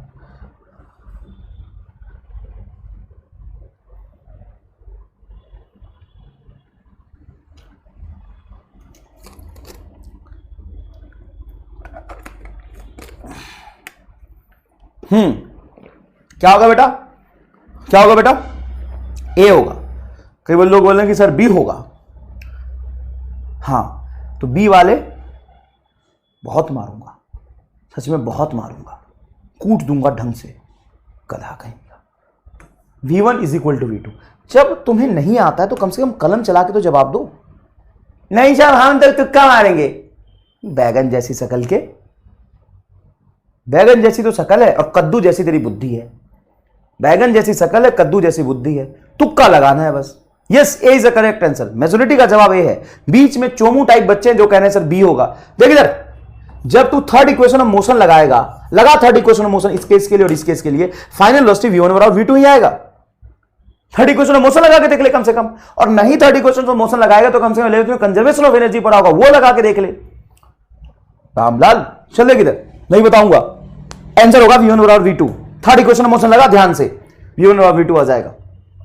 चलो इधर देखो सर, ऊपर है तो पॉजिटिव लेंगे, नीचे है तो निगेटिव लेंगे। गलती से डाउट में मत पूछ लेना मेरे से, गोली मार दूंगा। डाउट में मत पूछ लेना ये सवाल। तू ले पॉजिटिव और निगेटिव और लास्ट में आंसर निकाल, दोनों में v1 बराबर v2 आएगा। हाँ, h max is equal in both case, displacement दोनों का सेम है, एक्सीलरेशन दोनों का सेम है, और थर्ड इक्वेशन मोशन में हम वेलोसिटी का स्क्वायर लिखते हैं, तो माइनस का भी स्क्वायर करेंगे तो प्लस हो जाएगा। चोमू देख इधर, ball is drop from a high rise platform. हाँ, ये बहुत बच्चों को डाउट था कि हमको नहीं आया। अरे भाई साहब, मैं कोई भी सवाल अगर दो तरीके से तुम्हें बता देता हूं ना, वो सवाल तुमको नहीं आता है। कोई भी सवाल का अगर मैं तुम्हें दो मेथड समझा दूं तो गारंटी है कि तू कल बोलेगा कि यही मुझे समझ नहीं आया। भाई साहब, उसमें तो मैंने ज्यादा एफर्ट्स लगाया, उसमें तो मैंने ज्यादा एफर्ट्स लगाया, तुम्हें दो अलग अलग तरीके से विजुअलाइज कराई, कंसेप्ट समझाया। नहीं सर, हमको नहीं आया। इतने बड़े तुम चोमू हो कि अगर सच बता रहा हूं कि अगर कोई सवाल मैं तुम्हें दो तरीके से बता दूं, वो सवाल पक्की बात है कि तुम्हें नहीं आएगा। और इसका सबसे बड़ा रीजन है बुद्धि नहीं है तेरे में। बुद्धि समझता है, वही नहीं है। अगर दो तरीके से समझाया है, सोचने का तरीका बताया है, तो उसमें तो ज्यादा एफर्ट्स लगा है ना, वही तुम्हें नहीं आता। और जो एक तरीके से बता दे तो वो तुम्हें आ जाता है। तो असल में तुम्हें आता कुछ नहीं है, सब बकलोली है, सब बकवास है, तुम्हें कुछ नहीं आता। अरे आने के लिए दिमाग और बुद्धि चाहिए, वो दोनों में से कुछ नहीं है तुम्हारे अंदर। तो सर होता क्या है? होता यह है कि तुम्हें एक सवाल का सॉल्यूशन समझा दे तो आंसर आ जाता है, तो आंसर देखे लगता है हाँ समझ आया, और दो तरीके से बताता हूं तो तू कंफ्यूज हो जाता है। तो असल में तुम्हें कोई भी नहीं आता। चल देख इधर, ball drop from high rise platform at t is equal to 0। Starting from rest, ball को ड्रॉप किया है जब समय 0 हो रहा है, ए बॉल को ड्रॉप किया है जब समय 0 हो रहा है। आफ्टर 6 सेकेंड, यहां से आफ्टर 6 सेकेंड, आफ्टर 6 सेकेंड मतलब यहां पे टाइम क्या हो रहा है, 6 सेकेंड टाइम हो रहा है। उस सेकेंड पे दूसरे ड्रॉप बॉल बी को, second another ball B is thrown downward after 6 second मतलब जब टाइम 6 सेकेंड हो रहा होगा तो एक बॉल को वी से नीचे फेंका है, thrown downward from the same platform, यहीं पे सेम प्लेटफॉर्म से thrown downward with speed v, then ball meets at t is equal to 18 second. तो ये 0 से 18 सेकेंड में कहीं यहां पहुंचा होगा जब बॉल ए 18 सेकेंड में जब यहां पहुंचा होगा, उसी 18 सेकेंड पे ये बॉल यहां पहुंचा है और दोनों मिल गए, दोनों क्या हो गए, मिल गए। ठीक है सर, दोनों मिल गए। तो इसका जर्नी कितने देर के लिए हुआ है, तो इसको t इज इक्वल टू 0 पे मैंने ड्रॉप किया था और ये 18 सेकेंड तक चला है, तो इसका टोटल टाइम ऑफ जर्नी है 18 सेकेंड, और ये 6 सेकेंड पे मैंने फेंका है। टाइम जब घड़ी में 6 सेकेंड हो रहा था ना तब मैंने फेंका और 18 सेकेंड पे यहां आ गया, तो इसका टाइम ऑफ जर्नी कितना होगा, 12 सेकेंड। अब साहब आधे ही बच्चे पूछते सर 12 कैसे हुआ, 18 लिखा है आप यहां पे। अरे स्टार्टिंग टाइम भी तो 6 लिखा है, स्टार्टिंग टाइम इसका 0 है, यहां पे 18 है, तो 18 सेकेंड तक चला है। इसका स्टार्टिंग टाइम 6 है और इसका 18 है, तो टोटल टाइम ऑफ जर्नी तो 12 सेकेंड ही हुआ ना दादा। और सेम प्लेटफॉर्म से थ्रो किया था और 18 सेकंड पे दोनों मिल गए, मतलब दोनों का डिस्प्लेसमेंट सेम है। तो इसके लिए इक्वेशन लिखोगे तो इनिशियल वेलोसिटी क्या है, 0, क्योंकि इसको ड्रॉप किया है। तो ये हो जाएगा s बराबर सीधा हाफ एक्सीलरेशन g इंटू 18 का होल स्क्वायर। क्या होगा दादा, 18 का whole square is equal to, इसका जब डिस्प्लेसमेंट इक्वेशन लिखोगे तो vt प्लस t को 12 लिख दो, v इंटू टी को क्या लिखो 12 प्लस हाफ g इंटू 12 का होल स्क्वायर। ठीक है, अब इसको सॉल्व करोगे तो तुम्हारा जवाब आ जाएगा 75 मीटर पर सेकेंड, है ना। इसको सॉल्व करो अच्छे से, सॉल्व करोगे अच्छे से तो ये तुम्हारा g बाई टी 18 का होल स्क्वायर, ये है तुम्हारा g बाई 2 12 का होल स्क्वायर। इसको इस तरफ ले आओ तो ये हो जाएगा तुम्हारा g बाई 2 मतलब ये 10 बाई 5 लिख दो, 10 बाई 5 18 का होल स्क्वायर माइनस इधर आ जाएगा तो ये 12 का whole square is equal to v into 12 is your correct answer. इसको सॉल्व करिए इक्वेशन को, फिर आपका सर आ जाता है समझ में दोनों तरीके से। यही तो गलतफहमी है तेरी कि तुम्हें समझ आ जाता है। तेरे जीवन का सबसे बड़ा गलतफहमी यही है कि तुम्हें लगता है कि तुम्हें समझ आया है। ले यहां से v निकाल, आंसर आ जाएगा। नेक्स्ट देखिए please, a particle starts is motion from rest under the action of a constant force. Year नहीं लिखा, पता नहीं, मैंने दिया था ईयर लिखने के लिए, कोई बात नहीं, देख लेते हैं। सारे सवाल लास्ट ईयर के पूछे हुए। A particle starts its motion from rest under the action of a constant force. The distance covered in first 10 second is s1 and covered in the next first 20 second. देखो बेटा, first 10 second मतलब 0 यहां पे समय हो रहा है और यहां पे 10 सेकंड हो रहा है, और फिर पूछ रहा है कि distance cover in the first 20 second. First 20 second क्या होगा, फर्स्ट 20 सेकंड यहां से यहां तक होगा, है ना। t इज इक्वल टू मान लो 20 हो रहा, तो ये वाला डिस्प्लेसमेंट है और एक ये वाला डिस्प्लेसमेंट, इसका रेशियो पूछा है। तो अगर ये x है तो ये 4x होगा, नेक्स्ट बोलता तो 3x होता। बच्चा बोलता है कि सर मुझे 1:3:5 एंड 1:4:9 में कंफ्यूजन होता है। बेटा कंफ्यूजन जैसी बात ही नहीं है। अभी अभी जो हमने सवाल किया था H1 H2 H3 में, उसमें लिखा था first 5 second, next 5 second, 3 next 5 second. ये कह रहा है distance cover in the first 10 second is S1। चलो S1 है, फर्स्ट 10 सेकेंड में S1 है, and distance cover in the first 20 second. तो फर्स्ट 20 सेकेंड बेटा यहां से यहां होगा, तो ये S1 है तो ये 4S1 होगा, मतलब ये S2 बोला इसको तो ये होगा रिलेशन 4S1 बराबर S2, 4S1 बराबर S2। B is your correct answer. Yes, B is your correct answer. जोरदार तरीके से मैंने आपको करना सिखाया है। Particles move in a straight line with constant acceleration, it's changed its velocity from this to this while passing through the distance 135 metre in t second, then value of t is। आम बच्चा इसको या कहीं भी इसका solution देख लेना, acceleration निकालते हैं, फिर एक्सीलरेशन से डिस्प्लेसमेंट दिया हो तो टाइम निकालते हैं। मैं आपको डायरेक्ट बताया हूं कि इनिशियल वेलोसिटी और फाइनल वेलोसिटी अगर दिया हो और पार्टिकल कांस्टेंट एक्सीलरेशन चल रहा है, देखिए कांस्टेंट एक्सीलरेशन चल रहा है, तो आप पांचवा इक्वेशन ऑफ मोशन लगाएंगे। कौन सा लगाएंगे? पांचवा इक्वेशन ऑफ मोशन लगाएंगे, जो कहता है कि डिस्प्लेसमेंट इज इक्वल टू होता है initial velocity plus final velocity by 2 into time T. अब यहां पे डिस्प्लेसमेंट दे दिया 135, इनिशियल वेलोसिटी दिया 10, फाइनल वेलोसिटी दिया 20/2, हमें टाइम निकालना है 20 10 30 15 15 135 बटा 15 मतलब 9, t is equal to 9 second is your correct answer. बोलो MR स्टार बड़े आराम से बताओ ये समझ आया कि नहीं आया?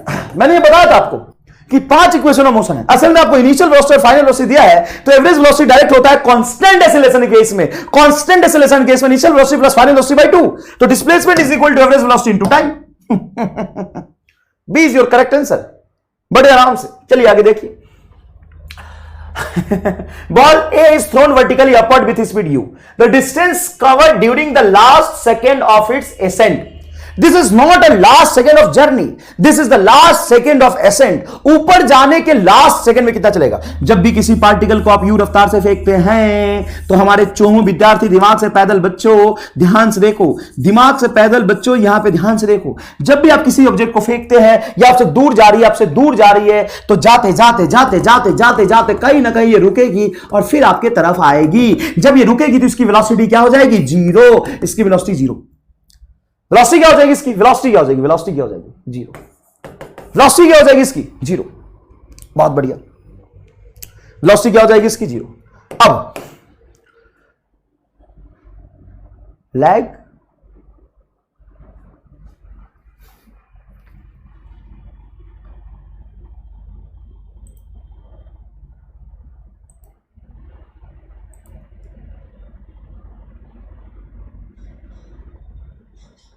सब सही चल रहा है, हो जाएगा ठीक, कोई दिक्कत नहीं है।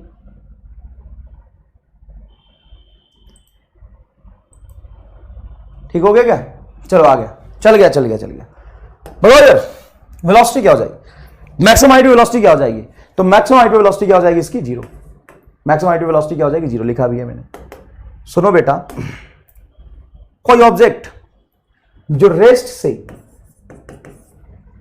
और कांस्टेंट एक्सीलरेशन g से आपकी तरफ चलना शुरू करता है और आप यहां हो, तो पहले 1 सेकेंड में वो जितना डिस्टेंस ट्रेवल करेगा उसका 3 गुना दूसरे सेकेंड में ट्रेवल करेगा, उसका 5 गुना तीसरे सेकेंड में ट्रेवल करेगा, उसका 7 टाइम्स नेक्स्ट सेकेंड में ट्रेवल करेगा। ये रेशियो होगा आपका x 3x 5x 7x, और ये भी रेशियो उतना ही होगा। ये देखो नेक्स्ट वाला ले रहा हूं, पहला 1 सेकेंड, दूसरा 1 सेकेंड, तीसरा 1 सेकेंड, तो इसका करेक्ट आंसर बताइए क्या होगा? तो ये कह रहा है कि last t second of accent, ऊपर जाने के लास्ट t सेकेंड में, तो साहब ऊपर जाने के अपवर्ड जर्नी के लास्ट t सेकेंड में मान लो यहां से यहां तक लास्ट t सेकेंड में पार्टिकल चला है, तो ये डिस्टेंस निकालना थोड़ा सा मुश्किल है, तो डाउनवर्ड जर्नी के लास्ट t सेकेंड में निकाल लो। डाउनवर्ड जर्नी के लास्ट t सेकेंड में ऑब्जेक्ट कितना चलेगा? तो डाउनवर्ड जर्नी के लास्ट t सेकेंड में यहां पे स्टार्ट फर्स्ट t सेकेंड में, डाउनवर्ड जर्नी के फर्स्ट t सेकेंड में ऑब्जेक्ट कितना चलता है? तो आप यहां पे लिखिए s बराबर ut plus half at square. तो बेटा u आपका क्या है? 0, क्योंकि ड्रॉप किया है, ये हो जाएगा half gt square. Distance in first t second of downward journey के फर्स्ट t सेकेंड में उतना ही चलेगा जितना अपवर्ड जर्नी के लास्ट t सेकेंड में चलेगा। तो b half gt square is your correct answer. Yes, very good. A particle thrown vertically upward, its velocity at half of the height is 10 meter per second, then maximum height attained by it is, particle को मैंने u रफ्तार से फेंका है, हमें u नहीं पता, हमें यह पता है कि अगर इसका ग्राउंड से मैक्सिमम हाइट h है तो हाइट के मैक्सिमम हाइट के आधे पे h/2 पे इसकी वेलोसिटी 10 मीटर पर सेकंड हो गई। मतलब ये 10 मीटर पर सेकंड से ऊपर जा रहा, यहां पे इसकी वेलोसिटी 0 होनी है, और मैक्सिमम हाइट का आधा ये है तो आधा ये है, h/2 ये है, तो यहां से यहां तक थर्ड इक्वेशन ऑफ मोशन लगा दो, या डायरेक्ट मैं कहूं कि यहां से यहां तक मोशन अंडर ग्रेविटी का कांसेप्ट लगा दो। मैक्सिमम हाइट h/2, यहां पे वेलोसिटी हो गया तुम्हारा 10 का होल स्क्वायर बाई 2g, 100/25, तो h is equal to 10 metre is your correct answer. सही, बहुत बढ़िया, जोरदार। नेक्स्ट देखिए, a car moving with speed 40 kilometre per hour can be stop by the applying a brake at least 2 metre distance if the same car is moving with speed 80 kilometre per hour. यह मैं चाहता हूं कि इस सवाल का जवाब आप दें। स्टॉपिंग डिस्टेंस का सवाल है साहब। किसका सवाल है? स्टॉपिंग डिस्टेंस का सवाल है।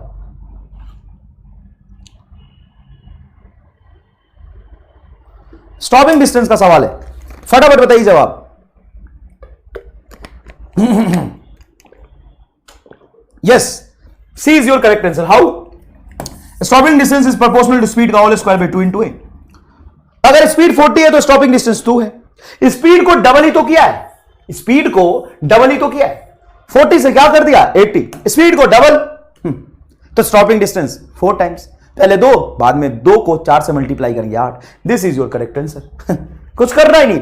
अब तुम ध्यान से देखो, एक एक सवाल का कैलकुलेशन सिंगल लाइन भी नहीं है। ढंग से अगर देखोगे तो ऐसे 2-4 सवाल ही है जिसमें इंटीग्रेशन करना पड़ा है। बाकी सवाल देख के आप सॉल्यूशन लिख सकते हैं। देखिए, body starts from rest. What is the ratio of distance travel by the body during 4th and 3rd second?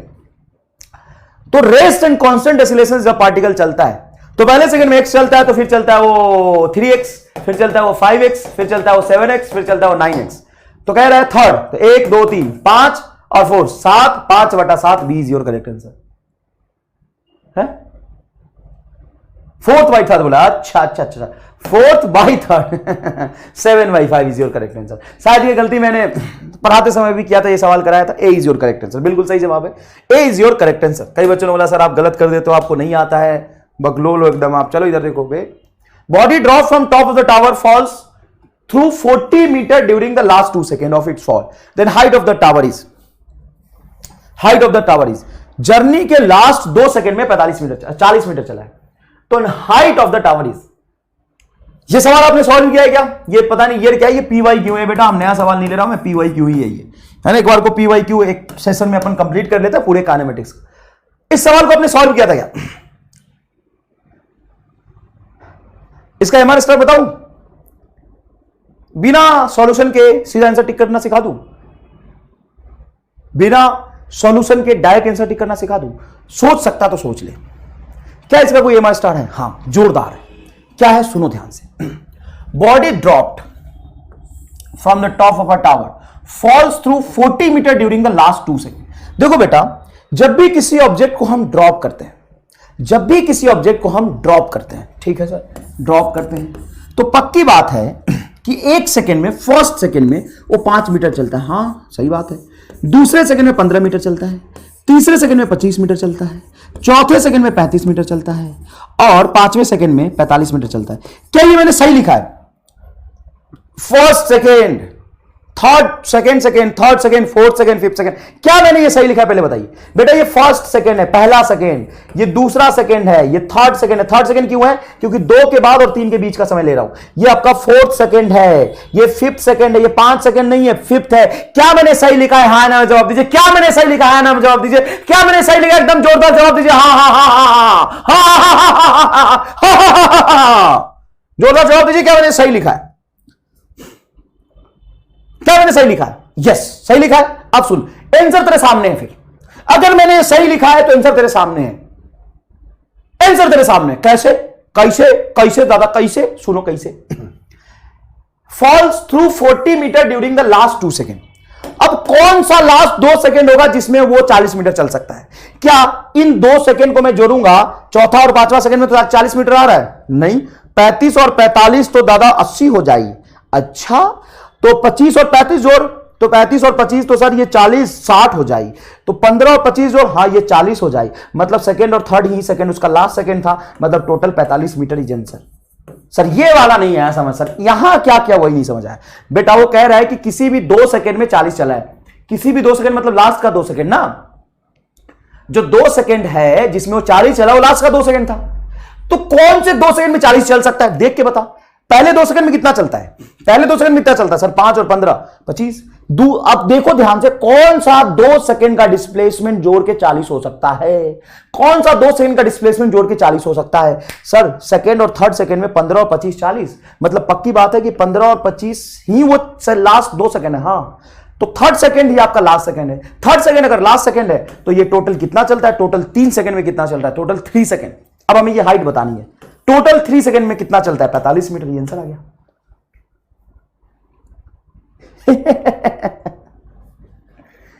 Sir ऐसे करते हैं क्या? हमने तो सर बहुत मजदूरी की थी।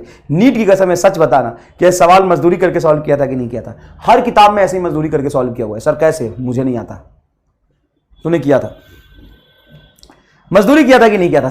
झूठ मत बोलना, एकदम झूठ मत बोलना, एकदम। मजदूरी किया था कि नहीं किया था? बता, झूठ मत बोलना। और मैंने तुम्हें और भी सवाल किए थे ना कि लास्ट में 7h/15 चलता है, 9h/16 चलता है, कराया था ना 7h/16, 7h/16 चलता है। सारे सवाल का सॉल्यूशन, मोशन अंडर ग्रेविटी के सारे सवाल का सॉल्यूशन ऐसे में कर सकता हूं। मैं तुम्हें बताया था कि 5, 15, 20, 25 तू नहीं झेल पाया था, कोई बात नहीं। तो आज नहीं तो कल धीरे धीरे सीखेगा। आज नहीं तो कल धीरे धीरे सीखेगा। अब सवाल के लैंग्वेज को पढ़ और सोच, तुम्हें शर्म आएगा कि क्या ही पूछ रहा था यार। अगर मैं सर की बात पहले मान लिया होता तो इस सवाल का सॉल्यूशन तो बड़ा आसान था। देखो मैं फिर बताता हूं। A body drop from top of a tower falls through 40 metre during the last 2 second. अब वो बीच का 2 सेकेंड हो, स्टार्टिंग का 2 सेकेंड हो या लास्ट का 2 सेकेंड हो, वो कह रहा है कि किसी भी 2 सेकेंड में, चाहे वो लास्ट का 2 सेकेंड हो, मिड का 2 सेकेंड है, 2 सेकेंड में 40 मीटर चला है। और जो 2 सेकेंड में 40 मीटर चला वो लास्ट का ही 2 सेकेंड है। तो अब लास्ट का 2 सेकेंड कौन सा होगा? वही 2 सेकेंड होगा जिसमें 2 सेकेंड में 40 मीटर आ रहा है। अब 2 सेकेंड में 40 मीटर तो यही आ रहा है, दूसरा कुछ हो ही नहीं सकता।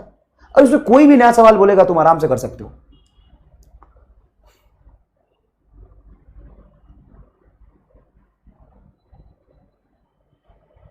समझ में आया कि नहीं है? चलिए आगे देखते हैं।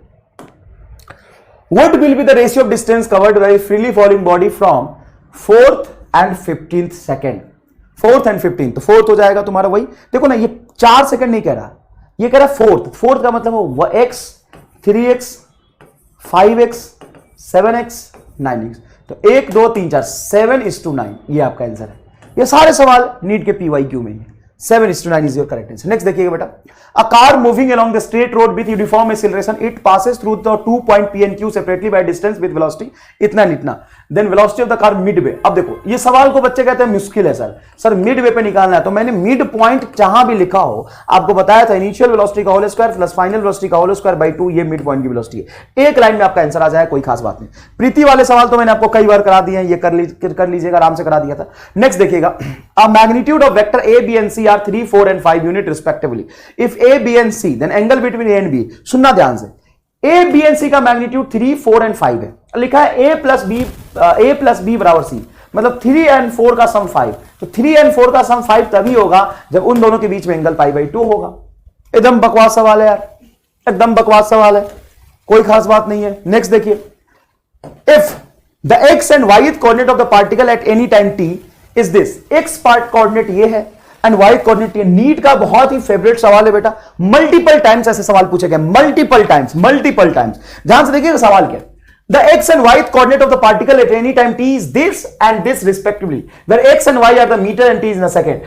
Then acceleration of the particle at t is equal to 2 seconds. कोई रॉकेट साइंस नहीं पूछ लेगा तुमसे। सर हमको ना बहुत घबराहट हो रहा है फिजिक्स से, सर कैसे होगा? अबे तुमसे रॉकेट साइंस थोड़ी ना पूछा, तुम्हें इंजीनियर थोड़ी ना बनना है नासा में।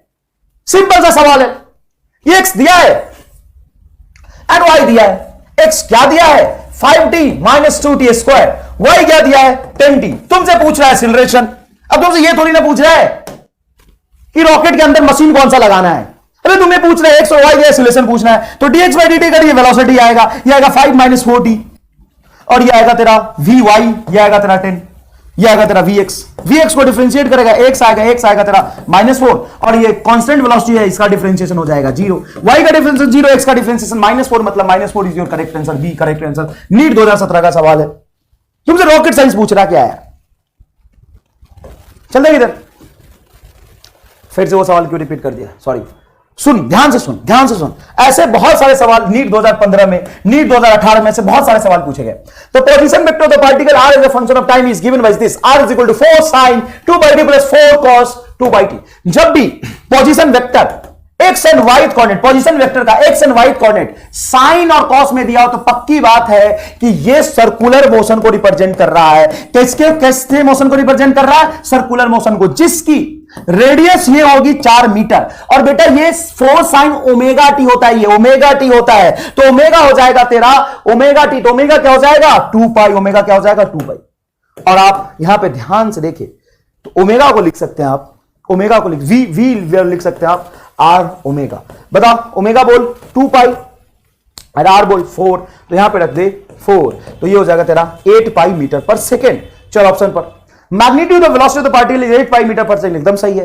Path of the particle circle of radius 4 metre, एकदम सही है। Acceleration vector is along minus r, एकदम सही है। Magnitude of acceleration vector is we square by r, एकदम सही है, सब सही है। अरे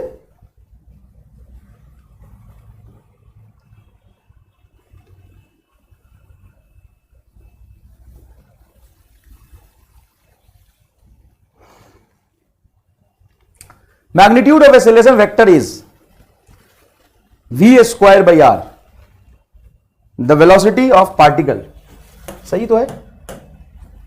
magnitude of acceleration vector where we,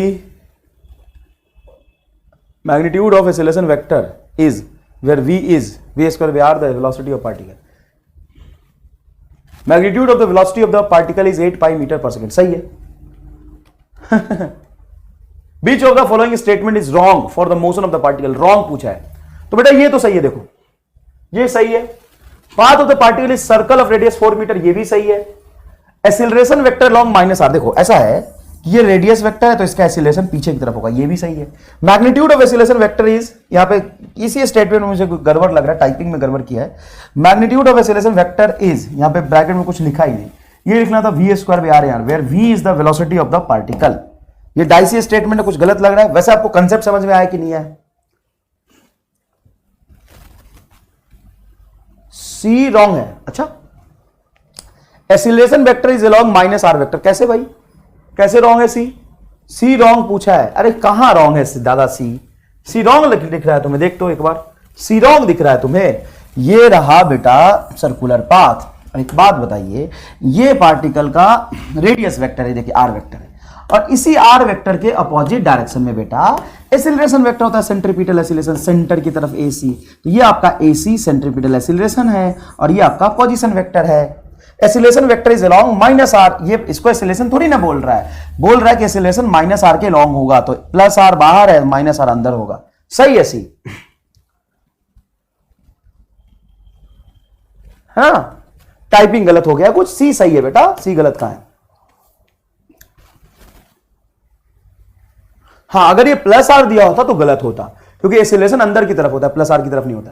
AIPMT 2014 का सवाल देखिए, a particle is moving such that position coordinate x, y are 2 metre, 3 metre at time t is equal to 0 and 6 metre, 7 metre at time t is equal to 2 and इतना, इतना at t is equal to 15 second, sorry 5 second. Then velocity vector from 0 से 5 second. देखो velocity vector होता है हमेशा total displacement upon total time, total time. अब displacement को आप लिखेंगे final position minus initial position. अब फाइनल पोजीशन क्या होगा, तो देखिए यहां पे फाइनल पोजीशन क्या है, ये 5 सेकेंड पे फाइनल पोजीशन ये है 13 आई कैप और 14 जे कैप, है ना, 13 आई कैप प्लस 14 जे कैप, ये फाइनल पोजीशन। अब इनिशियली कहां पे था, तो इनिशियली यहां पे था, तो ये हो जाएगा 2 I cap plus 3 J cap divided by total time 5। 13 minus 2 हो जाएगा 11 और 14 माइनस 3 हो जाएगा 11, तो 11 आई कैप, तो 11 कॉमन निकाल सकते हैं, आई कैप प्लस जे कैप बटा 5, 11 by 5 I cap plus J cap, 11 by 5 I cap plus J cap is your correct answer. बेटा देखो ये डेविएट करने की कोशिश कर रहा था आपको मिड पॉइंट पे एक पाथ बता के, लेकिन डिस्प्लेसमेंट जो होता है वो पाथ पे डिपेंड नहीं करता, इसलिए एवरेज वेलोसिटी पाथ पे डिपेंड नहीं करता। Average velocity only depends upon initial position and final position. NEET 2019 में सवाल देखिएगा क्या पूछा है, the speed of a swimmer in a still water is 20 metre per second.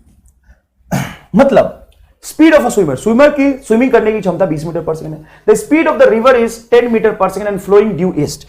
देखो बेटा ईस्ट की तरफ ये तुम्हारा वो क्या कहते हैं रिवर है, इधर फ्लो कर रहा। On the south bank, if he is standing on a south bank and wishes to cross the river along the shortest path, shortest path में क्रॉस करने के लिए ये आदमी किधर भागेगा, shortest path में क्रॉस करने के लिए इधर जाएगा, तभी वो इस लाइन में पहुंच पाएगा। इस वेलोसिटी ऑफ मैन का दो कंपोनेंट होगा, ये थीटा एंगल मानते हैं। वीएम का एक वो एफर्ट्स जो across the cross the river होगा, वीएम कॉस थीटा उसको रिवर को क्रॉस करने में मदद कराएगा, और ये वीएम का वो कंपोनेंट है वीएम साइन थीटा जो वीआर वेलोसिटी को अपोज करेगा, ताकि वेलोसिटी का ये कंपोनेंट इसके साथ वीआर के साथ खत्म हो जाए और ये एग्जैक्टली यहां से चल के यहां पहुंच जाए, तो ये रिलेशन होगा। तो साइन थीटा यहां से आप निकाल लेंगे बेटा वीआर बटा वीएम, ये 10 है नीचे 20 है, तो ये आ जाएगा आपका साइन थीटा 1/2 मतलब theta is equal to 30 degree, तो ये आ जाएगा आपका 30 degree. Then angle at which should you make the stroke मतलब कहां किस तरफ दौड़ना शुरू कर भागना शुरू करेगा, north is given bye 30 degree west. अब नॉर्थ से पूछा है बेटा, ये ईस्ट है, फ्लो ऑफ द रिवर से नहीं पूछा है, नॉर्थ से पूछा, तो नॉर्थ से 30 डिग्री वेस्ट की तरफ, 30 डिग्री वेस्ट की तरफ ही हो जाएगा, 30 degree west. Yes yes yes, second is your correct answer. बेटा ये देखना वेक्टर के सवाल है, अच्छे सवाल है, फटाफट देखिएगा। If the magnitude of sum of two vector is equal to magnitude of difference of two vector, then the angle between the vectors, NEET 2016 का क्वेश्चन है, नीट 2016 का क्वेश्चन है। If the magnitude of sum of two vector, मतलब A vector plus B vector का magnitude is equal to the magnitude of difference of two vector, difference of two vector का magnitude हो जाएगा ए vector minus B vector का magnitude, और ये कह रहा है ए वेक्टर प्लस बी वेक्टर का मैग्नीट्यूड इक्वल है। ऐसा चमत्कार सिर्फ और सिर्फ तभी हो सकता है जब ए और बी के बीच में एंगल क्या हो, 90 डिग्री का हो। अगर आपको याद आ रहा है, बिल्कुल जोरदार तरीके से याद आ रहा है, इसका मतलब D is the correct answer. The vector A and B such that a plus B is equal to A minus B, then angle between, अब कितनी बार पूछा है, 2006 में, 1996 में, 1991 में, 3 बार पूछा है, सॉरी। अब ये सवाल और ये सवाल दोनों सेम है। कैसे सेम है? जो ये लैंग्वेज में लिखा है उसको ये मैथमेटिक्स में लिख दिया बस, जो ये लैंग्वेज में लिखा है उसको ये मैथमेटिक्स में लिख दिया बस। कैसे? The magnitude of sum of two vector, यही तो होता है, the magnitude of sum of two vector, A plus B vector का मैग्नीट्यूड, यही तो है, equal to the magnitude of difference of two vector. दो वेक्टर का डिफरेंशिएट किया, इसका मैग्नीट्यूड, और दो वेक्टर का सम किया, इसका मैग्नीट्यूड, दोनों का मैग्नीट्यूड सेम हो गया। ये कब हो सकता है? 90 डिग्री पे। नेक्स्ट देखिए, if A plus B vector is equal to, अब ये अलग है, ये सवाल अलग है। ये कह रहा है कि ए प्लस बी का वेक्टर सम का मैग्नीट्यूड जो हमने निकाला है वो ए वेक्टर के मैग्नीट्यूड और बी वेक्टर के मैग्नीट्यूड के सम के बराबर होगा। ये चमत्कार सिर्फ और सिर्फ 0 डिग्री पे ही हो सकता है। C is your correct answer. समझ आया कि एकदम खोल के समझाओ? बता, C is your DBC, DBC. Yes, very good very good, जोरदार जोरदार। एक बोल रहा है अबे सस्ता नशा करके आया क्या? सस्ता नशा करके आएगा। कह रहा है सर सी सी सी, चलो लगाओ, मेरी तरफ से बोल ही लगाओ, सी सी सी, मारूंगा 2 थप्पड़ खींच के, सी सी सी। बोला था इसमें भी सी, इसमें भी सी, इसमें सी।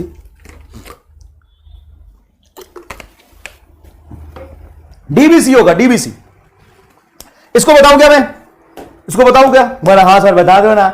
जब मैंने 5 घंटे में वेक्टर पढ़ाया था तब कहां थे तू? सो रहे थे क्या? A vector plus B vector is equal to, A vector के मैम मॉड को क्या कह सकते हैं? ए वेक्टर का मॉड मतलब सिर्फ ए, और बी वेक्टर का मॉड मतलब सिर्फ बी, तो ए प्लस बी। मैंने आपको बताया था, आपने वेक्टर सम किया, लेकिन इसका वेक्टर सम एक्चुअल में इसके स्केलर सम के बराबर है, मतलब इनके बीच का एंगल 0 डिग्री है, इनके बीच का एंगल 0 डिग्री है। आ गया क्या? जोरदार तरीके से चमका या नहीं चमका? मैंने क्लास में एकदम बढ़िया तरीके से सिखाया था आपको, गधा हो एकदम। चल देख, कर ले, किस्मत में लिखा है मजदूरी, तो कहां से करेगा एम स्टार? ले, A plus B vector, A plus B vector का मैग्नीट्यूड को कहते हैं मार, वो होता है root under A square plus B square plus 2ab cos theta. ठीक है, और ये कह रहा है कि A vector plus B vector का जो मैग्नीट्यूड है वो ए प्लस बी के बराबर, तो A vector plus B vector का मैग्नीट्यूड ऐसे निकालते, इसको ए प्लस बी लिख लो, तो A plus B is equal to root under, ये आएगा A square plus B square plus 2ab। दो वेक्टर का मैग्नीट्यूड का फॉर्मूला ये होता है, और दो वेक्टर के मैग्नीट्यूड का वेक्टर सम ए प्लस बी है, ए प्लस बी है। इस रूट को उठा के यहां रख दो, रूट को उठा के उधर ले जाओगे, इस रूट को उठा के उधर ले जाओगे, फिर सॉल्व करो, थीटा आ जाएगा तुम्हारा 0 डिग्री। नहीं बताऊंगा अब इससे आगे। ये सवाल देखिए 2005 में, बढ़िया सवाल है। 2 boy are standing at the ends of A and B of the ground where A B बराबर स्मॉल है। देखो बेटा, ए और बी पे 2 लड़का खड़ा है, इन दोनों के बीच का डिस्टेंस है स्मॉल है। बड़ा आसान सवाल है, लोग इसको थोड़ा मुश्किल बना देते हैं, लेकिन आसान सवाल है। The boy at B start running in the direction perpendicular to the line A B with velocity v1। ये बॉय वी इस डायरेक्शन में v1 वेलोसिटी से दौड़ना शुरू कर दिया। किस वेलोसिटी से दौड़ना शुरू कर दिया? v1 वेलोसिटी से दौड़ना शुरू कर दिया। The boy eight A starts running simultaneously with velocity v। अब जो बॉय ए है वो v वेलोसिटी से, मतलब कांस्टेंट v वेलोसिटी से दौड़ना शुरू किया और इसको पकड़ लिया, तो इस डायरेक्शन में दौड़ना शुरू करेगा। सर आपको कैसे पता? ये इधर जाएगा तो ले जा इधर, ये निकल जाएगा तो इधर भागता रहे। तो सर ये ऐसे भी तो भाग सकता है, ऐसे भी तो भाग सकता है। वो स्पीड नहीं बोला है, वो बोला है कि v वेलोसिटी से भागा है। A boy starts running simultaneously with velocity v and catches the other. Constant velocity v से भागा तो एक लाइन में ही भागेगा। तो सर लाइन तो ऐसे भी हो सकती है, हाँ तू इधर ले जा, ये इधर भाग रहा तो इधर भाग रहा, मिलेगा ही नहीं। कब मिलेगा, कब मिल पाएगा? तभी मिलेगा जब ये इस लाइन पे जाएगा। ठीक है, तो ये गया v से, तो ये तो ट्रायंगल बन गया पाइथागोरस थ्योरम से। एक लाइन में कर लो। कैसे? ये डिस्टेंस a था, टी टाइम में यहां पहुंचा तो ये डिस्टेंस होगा v1t और ये डिस्टेंस होगा तेरा vt। ये बेस हो गया, ये परपेंडिकुलर हो गया, ये हाइपोटेन्यूस हो गया। ये क्या हो गया? हाइपोटेन्यूस हो गया। एक लाइन में करेक्ट आंसर आपका आ जाएगा डी। पाइथागोरस थ्योरम यूज करेंगे, मैं यहां पे एक्सप्रेशन लिख देता हूं, a स्क्वायर प्लस v1t का whole square is equal to vt का होल स्क्वायर। यहां से तुरंत से आपका टाइम एक लाइन में आ जाएगा। समझ में आया कि नहीं आया? चलो आगे देखते हैं। The speed of a projectile at its maximum height is half of the initial speed. देखो बेटा, ये कह रहा है किसी प्रोजेक्टाइल को u स्पीड से मैंने प्रोजेक्ट किया। किससे प्रोजेक्ट किया? u स्पीड से प्रोजेक्ट किया। The speed of a projectile at its maximum height. Maximum height पे जो पार्टिकल का स्पीड होता है वो 0 होता है वर्टिकल डायरेक्शन में, लेकिन हॉरिजॉन्टल डायरेक्शन में उसका स्पीड, जो इनिशियल स्पीड यहां पे मान लो थीटा एंगल पे प्रोजेक्ट किया था u cos थीटा था, वो हॉरिजॉन्टल डायरेक्शन में कांस्टेंट u cos थीटा रह ही जाता है। The speed of a projectile, initial speed कितना है प्रोजेक्टाइल का? u eight its maximum height पे कितना? u cos theta is half of the initial speed.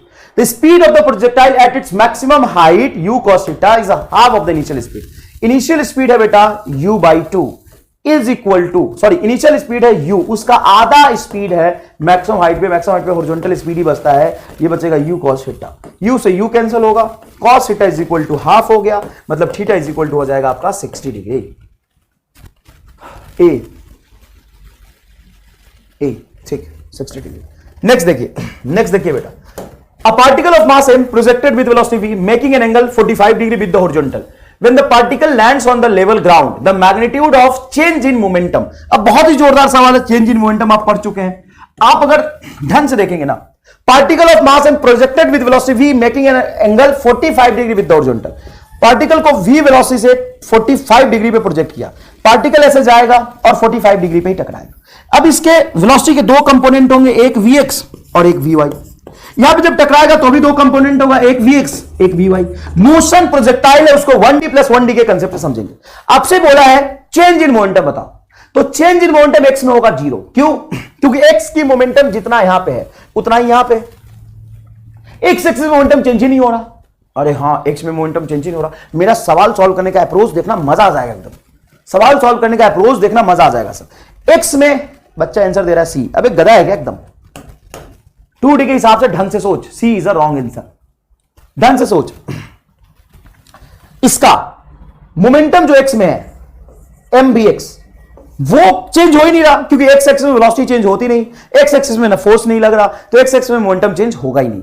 तो change in momentum along x is 0 और change in momentum along y, तो जितने speed से ऊपर गया उतनी स्पीड से नीचे टकराया। इसको प्लस मानूंगा तो इसको माइनस मानूंगा, तो चेंज इन मोमेंटम सिर्फ और सिर्फ चेंज इन मोमेंटम y में ही आएगा, और y में चेंज इन मोमेंटम हो जाएगा 2mv sin theta is your correct answer. 2 mass m v और sin 45 इज 1/√2। √2 से 2 कटेगा, √2 आ जाएगा, √2mv is your correct answer. √2mv is your correct answer. A is your correct answer. ये is your correct answer. जैसा मैंने आपको दीवार में कोलिजन वाला केस समझाया था कि ऐसे एक पार्टिकल m मास का जा रहा है v स्पीड से, तो क्या ये v से कोलाइड करेगा?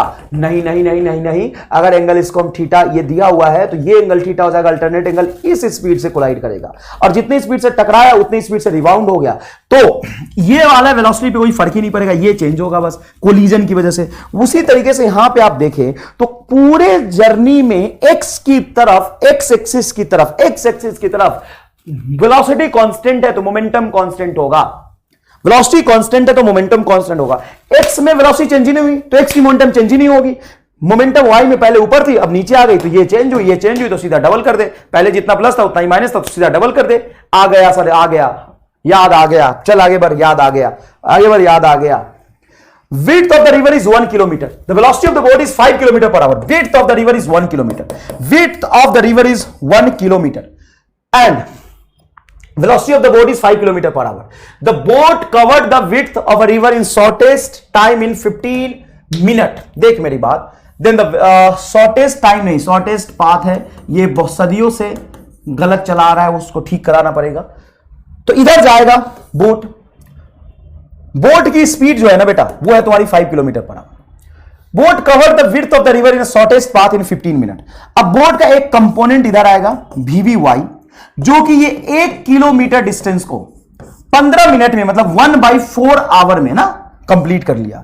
तो इसका जो स्पीड होगा, स्पीड इज इक्वल टू क्या होता है, डिस्टेंस अपॉन टाइम, वो हो जाएगा 4 किलोमीटर पर आवर।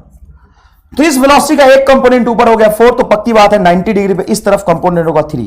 और जितना बोट का कंपोनेंट एक्स एक्सिस में होगा उतना ही रिवर का कंपोनेंट आगे होना चाहिए, मतलब रिवर की वेलोसिटी आगे होना चाहिए। जितना रिवर की वेलोसिटी आगे है उतना ही बोट की वेलोसिटी पीछे आएगा, तभी तो नेट वेलोसिटी एक्स में कैंसिल हो जाएगा और बोट लगातार कंटिन्यूअसली इस लाइन पे जाता हुआ दिखाई देगा। 3 kilometre per hour is correct answer. A is your correct answer. 3 नहीं, 3 इज करेक्ट आंसर, मतलब थर्ड नहीं, 3 इज द करेक्ट आंसर। चलिए सवाल देखिए। When object is shoot from the bottom,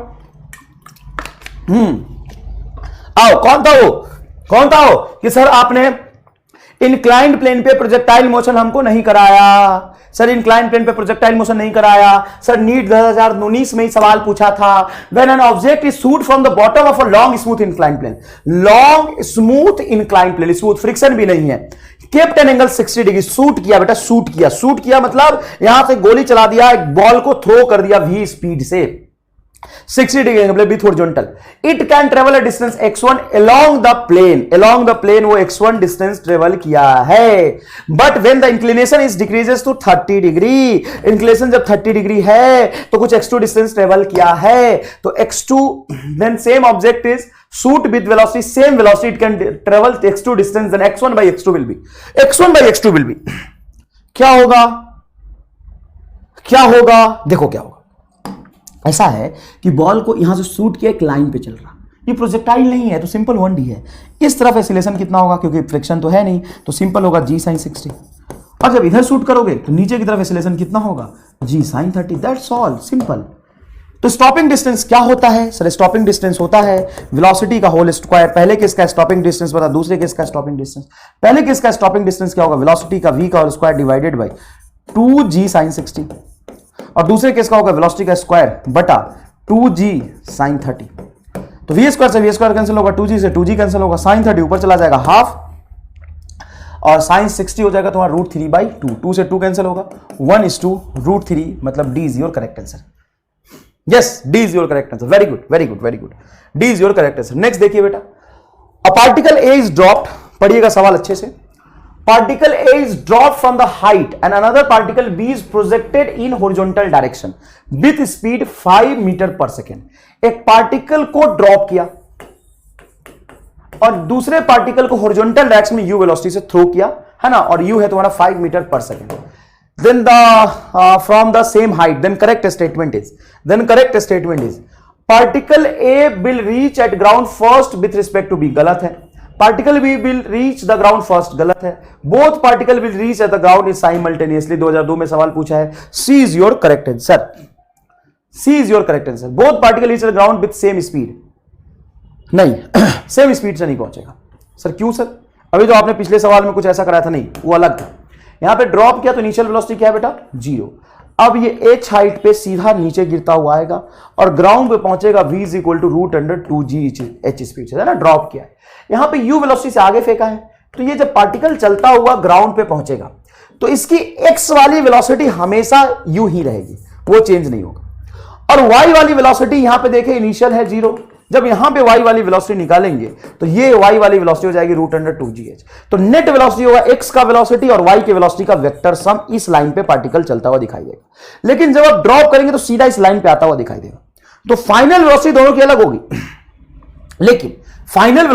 अलग होगी, लेकिन दोनों particle, both particle will reach the ground simultaneously. Next देखिएगा, two projectile of same mass with same velocity are thrown at angle 60 degree and 30 degree with the horizontal, then which will remain same? देखो बेटा यही कहते हैं complementary angle 60 degree and 30 degree, जिसमें range क्या होता है? सेम होता है. Range of the projectile will remain same. Range of the projectile will remain same. B is your correct answer. Next देखिएगा, particle of initial velocity is this and acceleration this. Then magnitude of velocity after 10 seconds. ये करा दिया मैंने 2012 में, ये type भी किया हुआ है. Person aiming to reach exactly opposite point of the bank of the stream. Bank of the stream मतलब रिवर स्ट्रीम, रिवर को स्ट्रीम भी बोल देते हैं कभी कभी. Person aiming to reach exactly opposite point पे पहुंचना चाहता है, मिनिमम टाइम पे नहीं, अपोजिट पॉइंट पे पहुंचना चाहता है, तो पार्टिकल इस लाइन पे जाएगा. Particle aiming to reach exactly opposite point of the bank of the stream, swimming with speed 0.5. Swimming with speed 0.5. Swimming की स्पीड है बेटा इसकी 0.5. ये velocity of man. At an angle 120 degree with the direction of flow. Direction of flow of river से 120 degree. मतलब यहां से आप देखेंगे तो ये 30 डिग्री होगा साहब. With the direction of the flow, then the speed of the water is. देखो बेटा, जितने स्पीड से आदमी तैरेगा उसका वर्टिकल कंपोनेंट तो उसको रिवर क्रॉस कराएगा, और पीछे वाला जो कंपोनेंट होगा हॉरिजॉन्टल Vm sin 30 डिग्री, क्योंकि यहां से 120 है, ये 90 अलग कर दो तो ये 30 बचेगा, वो Vr के बराबर होनी चाहिए. sin 30 होता है बेटा हाफ, तो Vm का आधा होगा Vr, मतलब A is your correct answer. A is your correct answer. Yes, ये is your correct answer. Next देखिएगा, ये करा दिया बेटा. नेक्स्ट देखिएगा, man is sleeping on a frictionless incline plane. Man is sleeping on a frictionless incline plane, मतलब ये आदमी है, रामलाल टाइप आदमी है, बड़े मजे आ रहे हैं इसको, ये स्लिप कर रहा है इंक्लाइन प्लेन पे, ऐसे ऐसे ऐसे ऐसे चल रहा है. And the bag falls down from the same height, और यहां पे एक बैग, सिंपल सा बैग को ड्रॉप कर दिया इनिशियल वेलोसिटी 0 से. Then the velocity of both his reaches as, then velocity of both related as. अच्छा ऐसा है. Man is sleeping on a frictionless incline plane. Man को यहां से ड्रॉप कर दिया फ्रिक्शनलेस इंक्लाइन प्लेन पे. मैन जब यहां पहुंचा तो उसकी वेलोसिटी थी Vm, है ना, वेलोसिटी ऑफ मैन Vm है, और बैग को ड्रॉप किया, यहां पहुंचा तो वेलोसिटी ऑफ बैग Vv है. तो इनके वेलोसिटी का रिलेशन पूछा है, बताइए क्या होगा.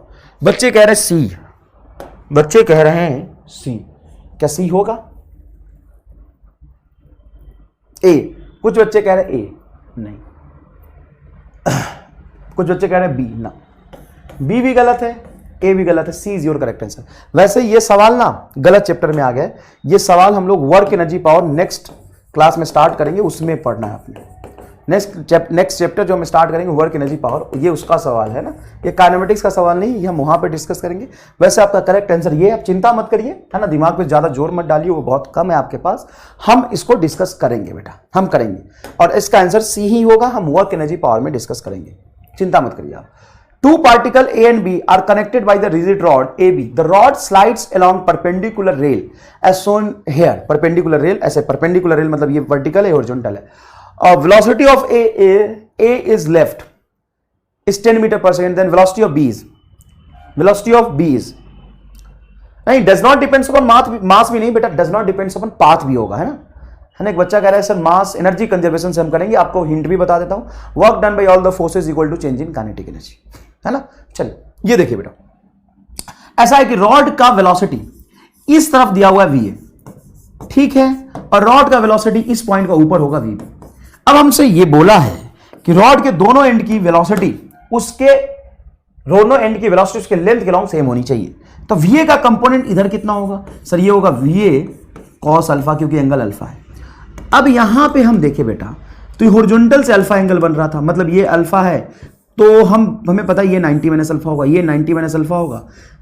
या हम डायरेक्ट ये भी कह सकते हैं बेटा, चिंता मत करो, हम ये भी कह सकते हैं ये स्ट्रेट लाइन रॉड के पैरेलल लिया और हॉरिजॉन्टल से अल्फा, तो ये अल्फा बन रहा होगा. ऑब्वियस सी बात, ये अल्फा बनेगा, ये अल्फा बनेगा, तो ये एंगल क्या होगा 90 माइनस अल्फा. तो Vb का कंपोनेंट इस लाइन के लॉन्ग क्या होगा? देखो जिधर 90 माइनस अल्फा एंगल हो उधर साइन कंपोनेंट एंगल की तरफ होता है, तो ये हो जाएगा Vb साइन अल्फा. तो आप लिख सकते हैं Vb sine alpha is equal to Va cos alpha. तो Vb इज इक्वल टू होगा Va कॉस बटा sine cot alpha, Va cot alpha. ठीक है बेटा, क्या हो जाएगा Va कॉट अल्फा, यहां से आप निकाल लेंगे, बहुत आसान है. The velocity of the particle sorry, velocity of the projectile at the initial position is 2i cap plus 3j cap. Its velocity at point B.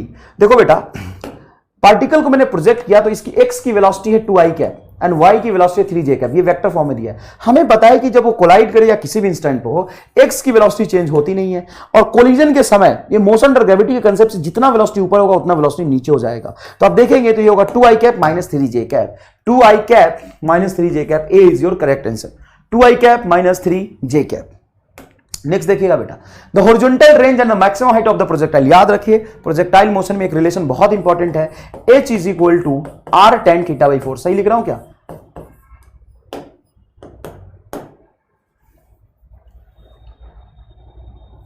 h is equal to r tan theta by 4. The horizontal range and the maximum height of the projectile are equal.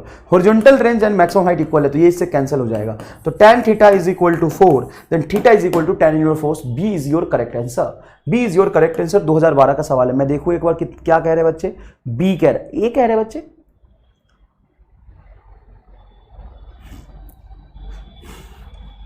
ये relation तो नहीं है, R is equal to H tan theta by 4। ये relation याद कर लिया गया तूने?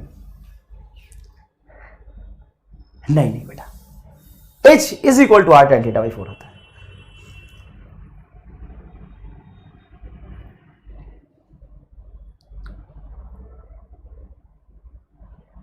B is your correct answer. H is equal to r tan theta by 4.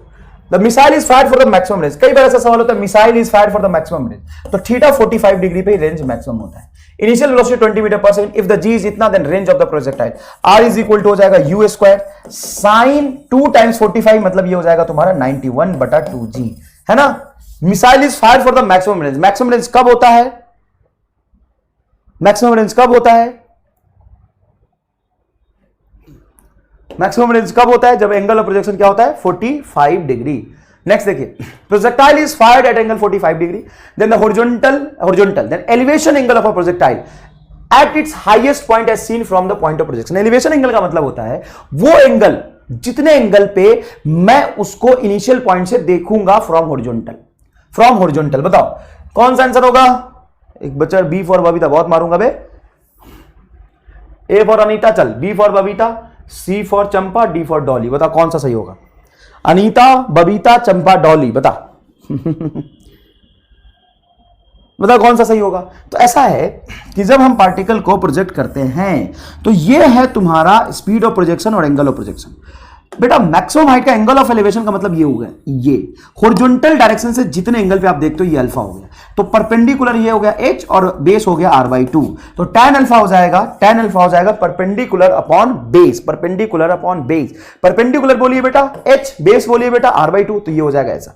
अब हम जानते हैं h is equal to r tan theta by 4, 2 बाहर रखिए, h इज इक्वल टू होता है r tan थीटा बाई 4, और ये r पहले था, r से r कैंसिल होगा, 2 से 4 कैंसिल होगा, तो अल्फा इज इक्वल टू हो जाएगा tan inverse tan theta by 2, ये आपका आंसर हो जाएगा। देखिए है ना, C for Champa, B for Babita, तो कौन सा आंसर होगा बोलो?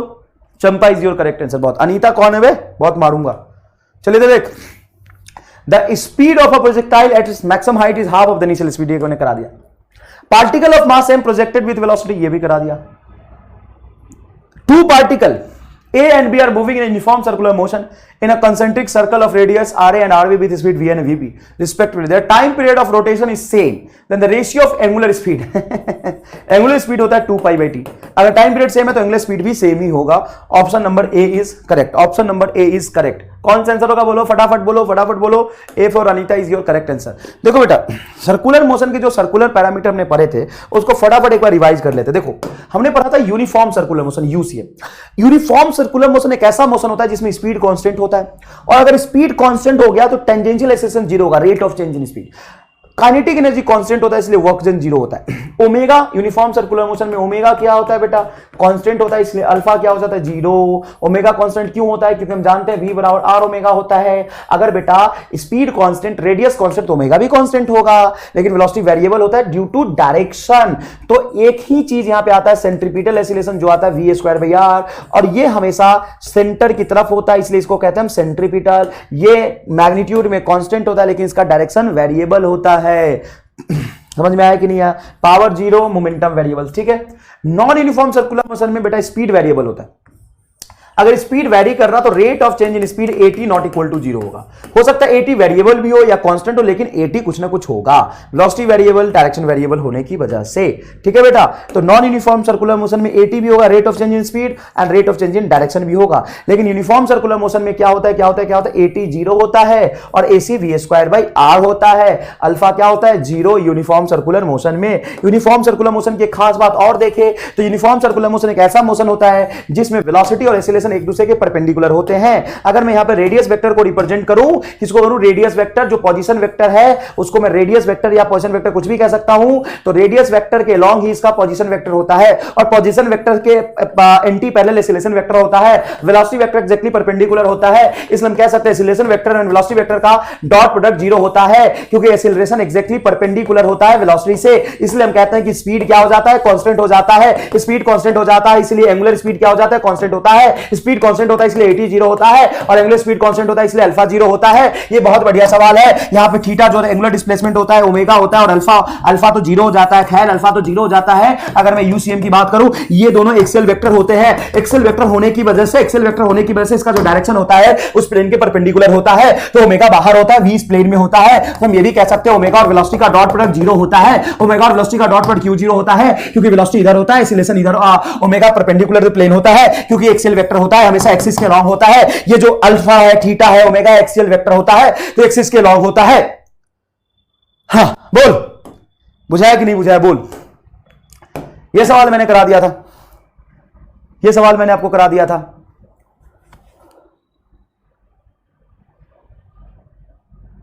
सांस ले लो, सांस तो लेंगे तेरे सिलेक्शन कराने के बाद।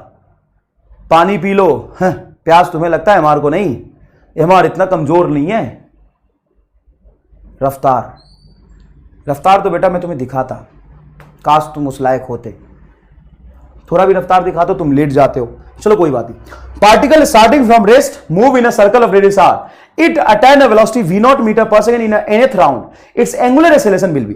देखो बेटा ये सवाल किसका है, NUCM का है। किसका है, NUCM का है, नॉन यूनिफॉर्म सर्कुलर मोशन का है। नॉन यूनिफॉर्म सर्कुलर मोशन में बेटा आपका इक्वेशन ऑफ मोशन वैलिड होगा, है ना, इक्वेशन ऑफ मोशन वैलिड होगा। ये थर्ड इक्वेशन ऑफ मोशन से डायरेक्ट सवाल हो जाएगा। यूसीएम में, यूनिफॉर्म सर्कुलर मोशन में इक्वेशन ऑफ मोशन की बात ही नहीं करते, क्योंकि अल्फा 0 होता है, तो इक्वेशन ऑफ मोशन में सिर्फ थीटा बराबर अल्फा टी बचेगा, ओमेगा टी बचेगा, थीटा बराबर ओमेगा टी बचेगा। यहां पे इक्वेशन ऑफ मोशन के नाम पे सिर्फ एक ही इक्वेशन बचता है, थीटा बराबर ओमेगा टी, और कुछ भी नहीं बचता है, और कुछ भी नहीं बचता है ना। तो यहां से सी इज करेक्ट आंसर, बिल्कुल सही जवाब है।